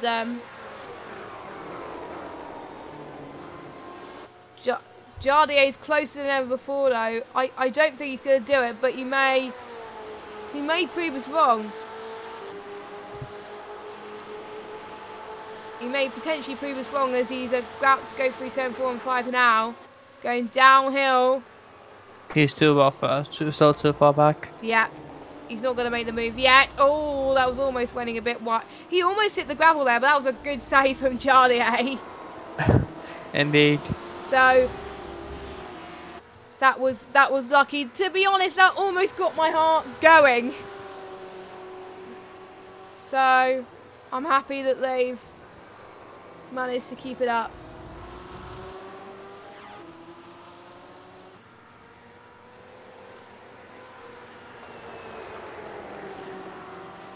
So still in the lead though, quite considerably, Dominic Farber, their team has been a masterclass throughout the whole of this race. That's lapped everyone.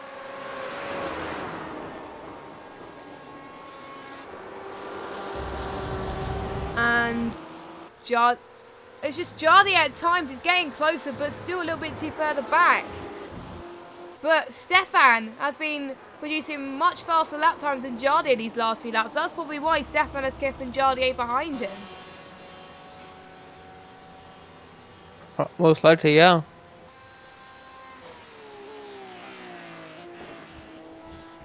Senno went to 42 instant points though, so cut and dry for that. Sourdove still on 49. Been keeping it clean the last couple of laps, so I give him a lot of credit. Well, her a lot of credit.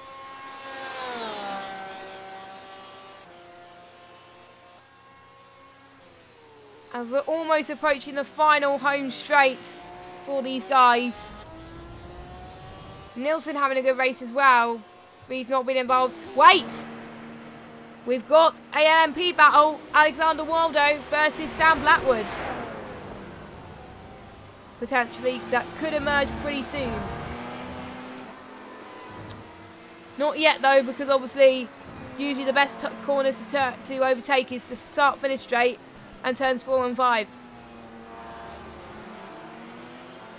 Usually the other corners, I do believe, Simon, a lot of people have been finding it a lot more difficult to overtake with. Oh, yeah. Waldo pits. He must. Might be the final few. Must be well, Dominic Fairpart's in as well. Well, actually, for the first time. For the first time, when they're still in the lane. Is Patrick Wolf going back into the car? No. I think for the first time, Pure Racing team is not going to do a driver change. No, I think they're quite comfortable to get it. There's no point going in for 15 minutes though, if you think about it, unless they had an incident, which they didn't. Well, 12 seconds off of it. 12 seconds off with just enough to get the fuel in he needs, and then out again. Wallo's taking full fuel though. Dominic didn't take full fuel, he just took the fuel he needed. No. He took the fuel needed and went out again. Bye. Because obviously you don't want a fuel tank, even though you're going to last like about 15 minutes. Oh, you need 15 minutes of fuel. You go full tank, that's way too much. Yes. And it's only gonna slow you down. Meanwhile, then stuff mill is in. Yes. And sorry, someone in the chat wants me to go to the Adrian S. Angler's car and see the livery. There you go, there is the livery at this, oh my god. At the back it says, Liana, where is my pro headset? I love the livery choice, not gonna lie. I didn't actually get a chance to see the livery properly, but there it is.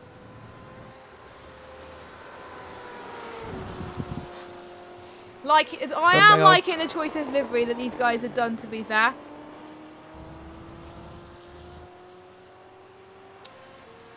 As we have got 14 minutes left to go of this first round of the Endurance League. I will also check about points as well. See how many points they get for finishing where. Because that's one thing I forgot to check before the start of the race. Richarlison, Paul Martins is back in. Just realised Thomas Combe is back in. Has been win as well. Paulo Martin's been in the pits for 13 minutes, so another incident it must have been like. Yeah, a lot of Thomas Combe has been in because he's been in for 16 minutes now. So for the LMP1 Championship, if you win, you get 38 points. If you're second, 27, third, 23, fourth, 18, fifth, 15, sixth, 12. But since Roberto didn't finish, you get 0. And for the GTEs, if you finish and you're outside the top 10, you get 1 point. So, basically... Actually, no, that's for LMP. Yeah, actually, no, that's for GTE as well. But anyway, you only don't get a point if you don't finish. That's one thing I like about this Endurance League and iRacing. It rewards you for actually finishing a race, which is good. So, Dominic Farber. 1 lap ahead of Sam Blackwood. OCM Racing will be happy with being the best of the rest because they won last time in Silverstone and they are the best of the rest here. They'll be pretty chuffed with themselves, to be honest, but they've got 8.7 seconds between him and Sen Stoffel. Sen Stoffel must have got loads of instant points in the space of a few laps. He's on 48. Are we gonna have some late drama with the disqualification in LMP? We could. Oh, Samuel Heathcote on 47. We could see some danger, to be honest, I believe. Ben Warren's still on 42, but Shadi has overtaken Stefan Kamko, who did a run the outside of turn 7. Yeah, so eventually got it done. Unfortunately, we didn't see it, unfortunately, but it would have been a great move. So...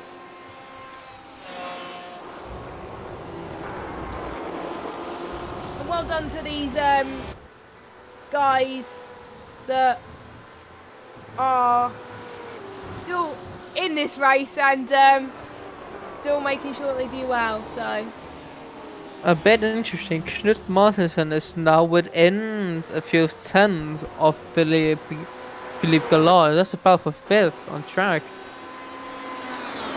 This could be intense, I must say. As Fizzy's gained quite a lot, actually. He's gained 5 positions in this race, so he must be pretty impressed for that, surely, as he's looking, he possibly could gain another one. Not at the moment, though, as we got the final 10 minutes left to go. Definitely has enough in time to make it home. He pitted. His stint time is 21 laps.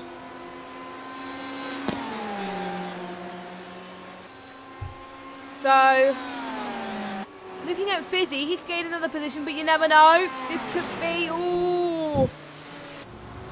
Could this be a last-minute dive bomb? Yes, it could. Wow. What a move by Knut.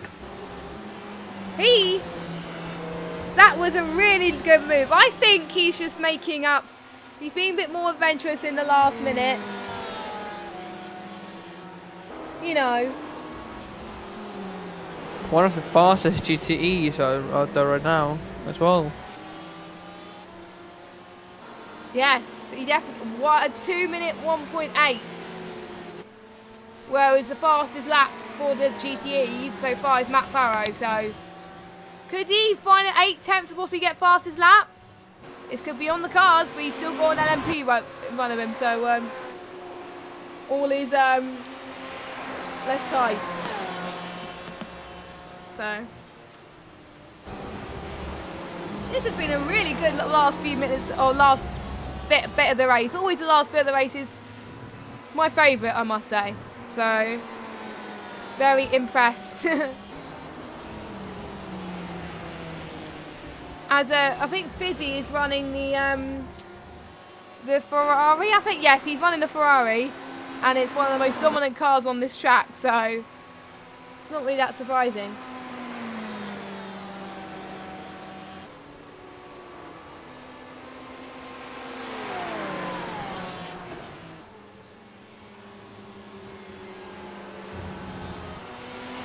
Who's been your standout driver out of each class, Simon? What do you think? Probably say Sam Blackwood in LMP1. As I say someone, and then of course Faber Wall. But Sharpers and Masterson in GTE.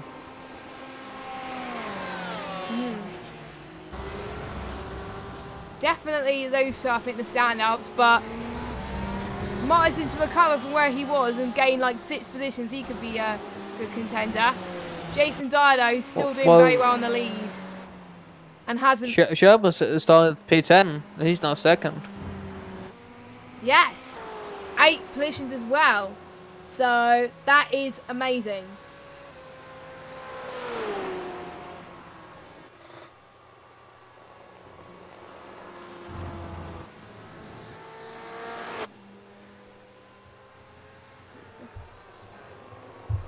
So final 7 minutes, they've got to leave it all on the tank. Some people will be running on less fuel at the moment, so that is why we're seeing a lot more battles than we've seen in the last half an hour or so. Philip Galliard could be catching up to Nut maybe soon. Only one team has a instant point for single digits. That is Sam Blackwood and OCM. As Sam Blackwood pits. What a final fuel stop there must be.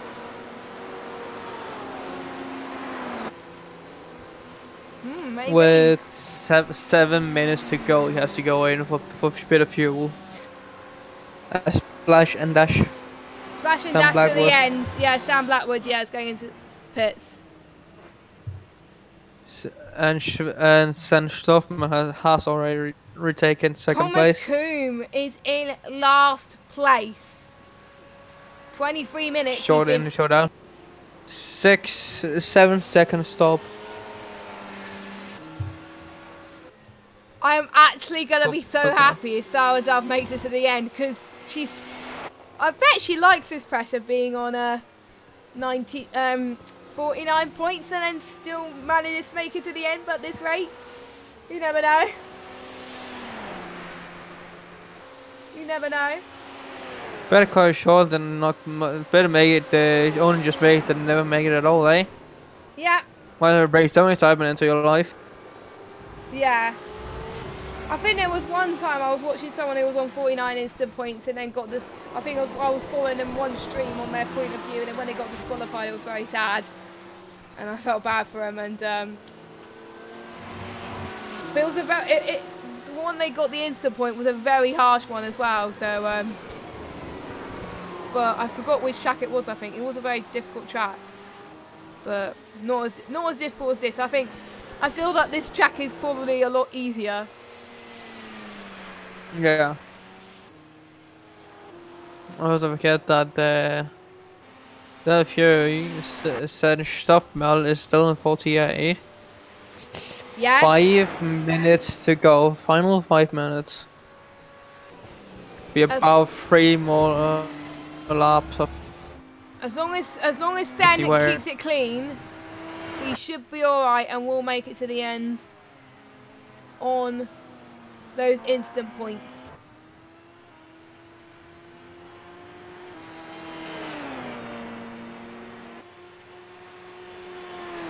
So I wonder how this situation is going to pay off.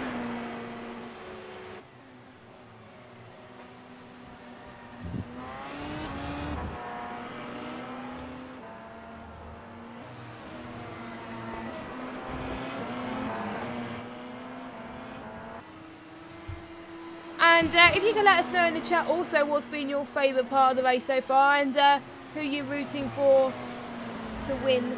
Well, to win the GTE. Obviously the GTE I think is going to be who's going to be best. The rest who you think is going to get some last minute moves done. Looks like Fizzy went past Philip. He's now up into 4th. But yeah, he did. Oh yeah, he did, didn't he? Sorry, my bad. Does that mean someone has Cavajo has gone into the pits? He did have to make a final splashing down. I think it was a 6.6 stop, wasn't it? 6.6 stop. Yes, he did it. This has just come out essentially. Colleague closed it, and Mega has to go for the splashing dash. That's a 4th place gone, just like that. Yes, I think Nilton, is one of the. There's only, to be honest, there is only a few Porsche cars running in this race. That's probably. I think they've chosen the cars based on what tracks they have got.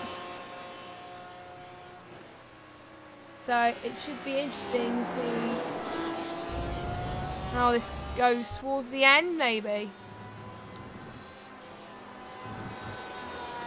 As I think they're going to be on one, I think it's going to be most likely, I think according to our timing sheet, it's going to be likely to be 105 laps. I think we have 2 more laps to go. Yeah, potentially. We don't have 5 more.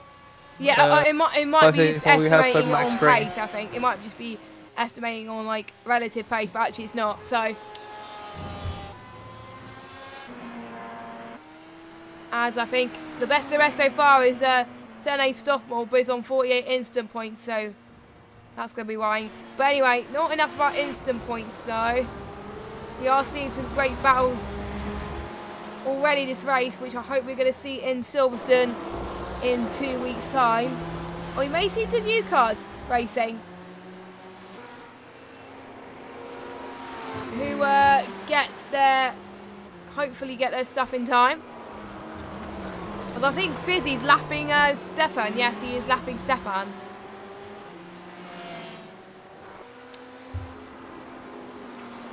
Unless it looks like we're gonna have this is the penultimate lap, unless 5 laps to go. Down What? a lot. That is surely not right. Shouldn't be. No, we have a minute and a half left. It just passes our finish line. He has at max 2 minutes from 2 laps remaining. Yeah, I don't know what's happening with that. It might be saying, yeah.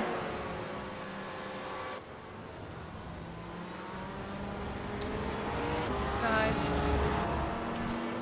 and I think Dominic Lab is lapping the Adrian S. Anglers for the 14th time this race. So that is just amazing.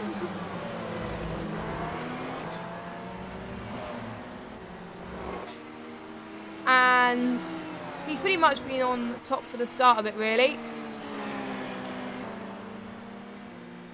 And indeed, absolutely superb from both Fairbolt and Wolf. 2 laps ahead. Oh, and Thomas Coombe is gone out for 1 lap. That's better than nothing, though, isn't it? So, At least he gets to drive another lap. And he gets a point for finishing. Indeed he does. Because to be honest, from 10th downwards to the end, it doesn't matter where you finish. You're going to get the same amount of points. A point is a point. Yeah, a point is a point. And it can make or break differences between the championships. You never know. We're on the final lap of this race then. Indeed we are. So it is a final lap. It is not 5 laps to go, which we thought it was.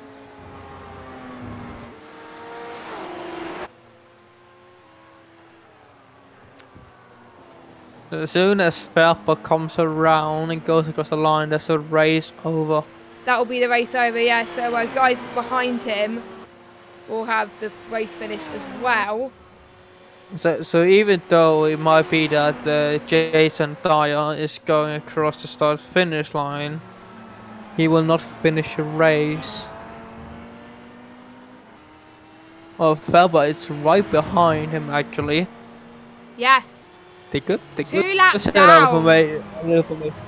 2 laps down. Although Dyer in the leading GT as well, right behind Faerge. Wow. So they could have a similar finishing time maybe. So that's someone who's wide. Who went wide? Who was that? I didn't see that. I didn't get to see it either. It was a yellow car source who just went way wide. Wait, I don't know which it was, but I'm not entirely sure. I think it was 3-3 Racing Red who went off. Okay. Around final corner. Up the hill. As Dominic Farber Caterpillar sign takes the win. Well, for Pure Racing Team, he crosses the line and he wins. And he gets the fastest lap to finish the race. What good timing. Well done to Pure Racing Team. Dominic Farber, man. Yeah. Did you really have did you really have to flex at the end there? Yeah. I think he saved, to be honest, Simon. I think he saved all his beans towards the end. But anyway, let's follow Jason Dyer. Oh, we just missed it. Yeah, we missed it. Oops. We missed him crossing the line. He wins the GTE class. He doesn't get the fastest lap, though. Fastest lap, I believe, actually, it's by someone else. Fastest lap? No, that is Badaya with the fastest lap. 22 minutes, .643. Yes, that was the fastest lap. And Fiddy comes across the line in 4th.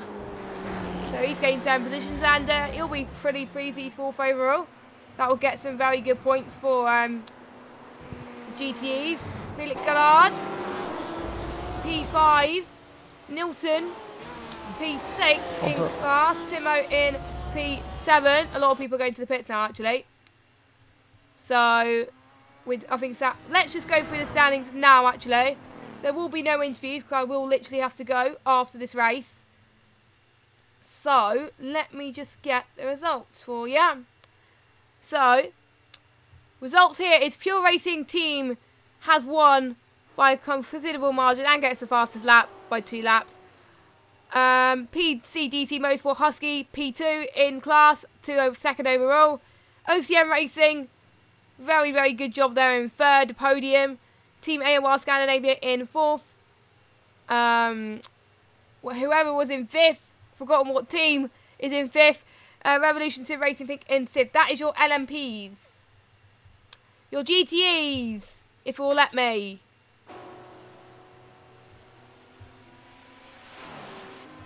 If it will let me. I am trying to get the GTEs on my screen, but it's not letting me at all. Hold on a second. I think it's only just showing the top 5 LMPs, the GT Pros, but it's not letting me do the rest. So, there we go then. So those are your results. And obviously, Revolution Sim Racing taking the win for Jason Dyer, who did that very good overtake.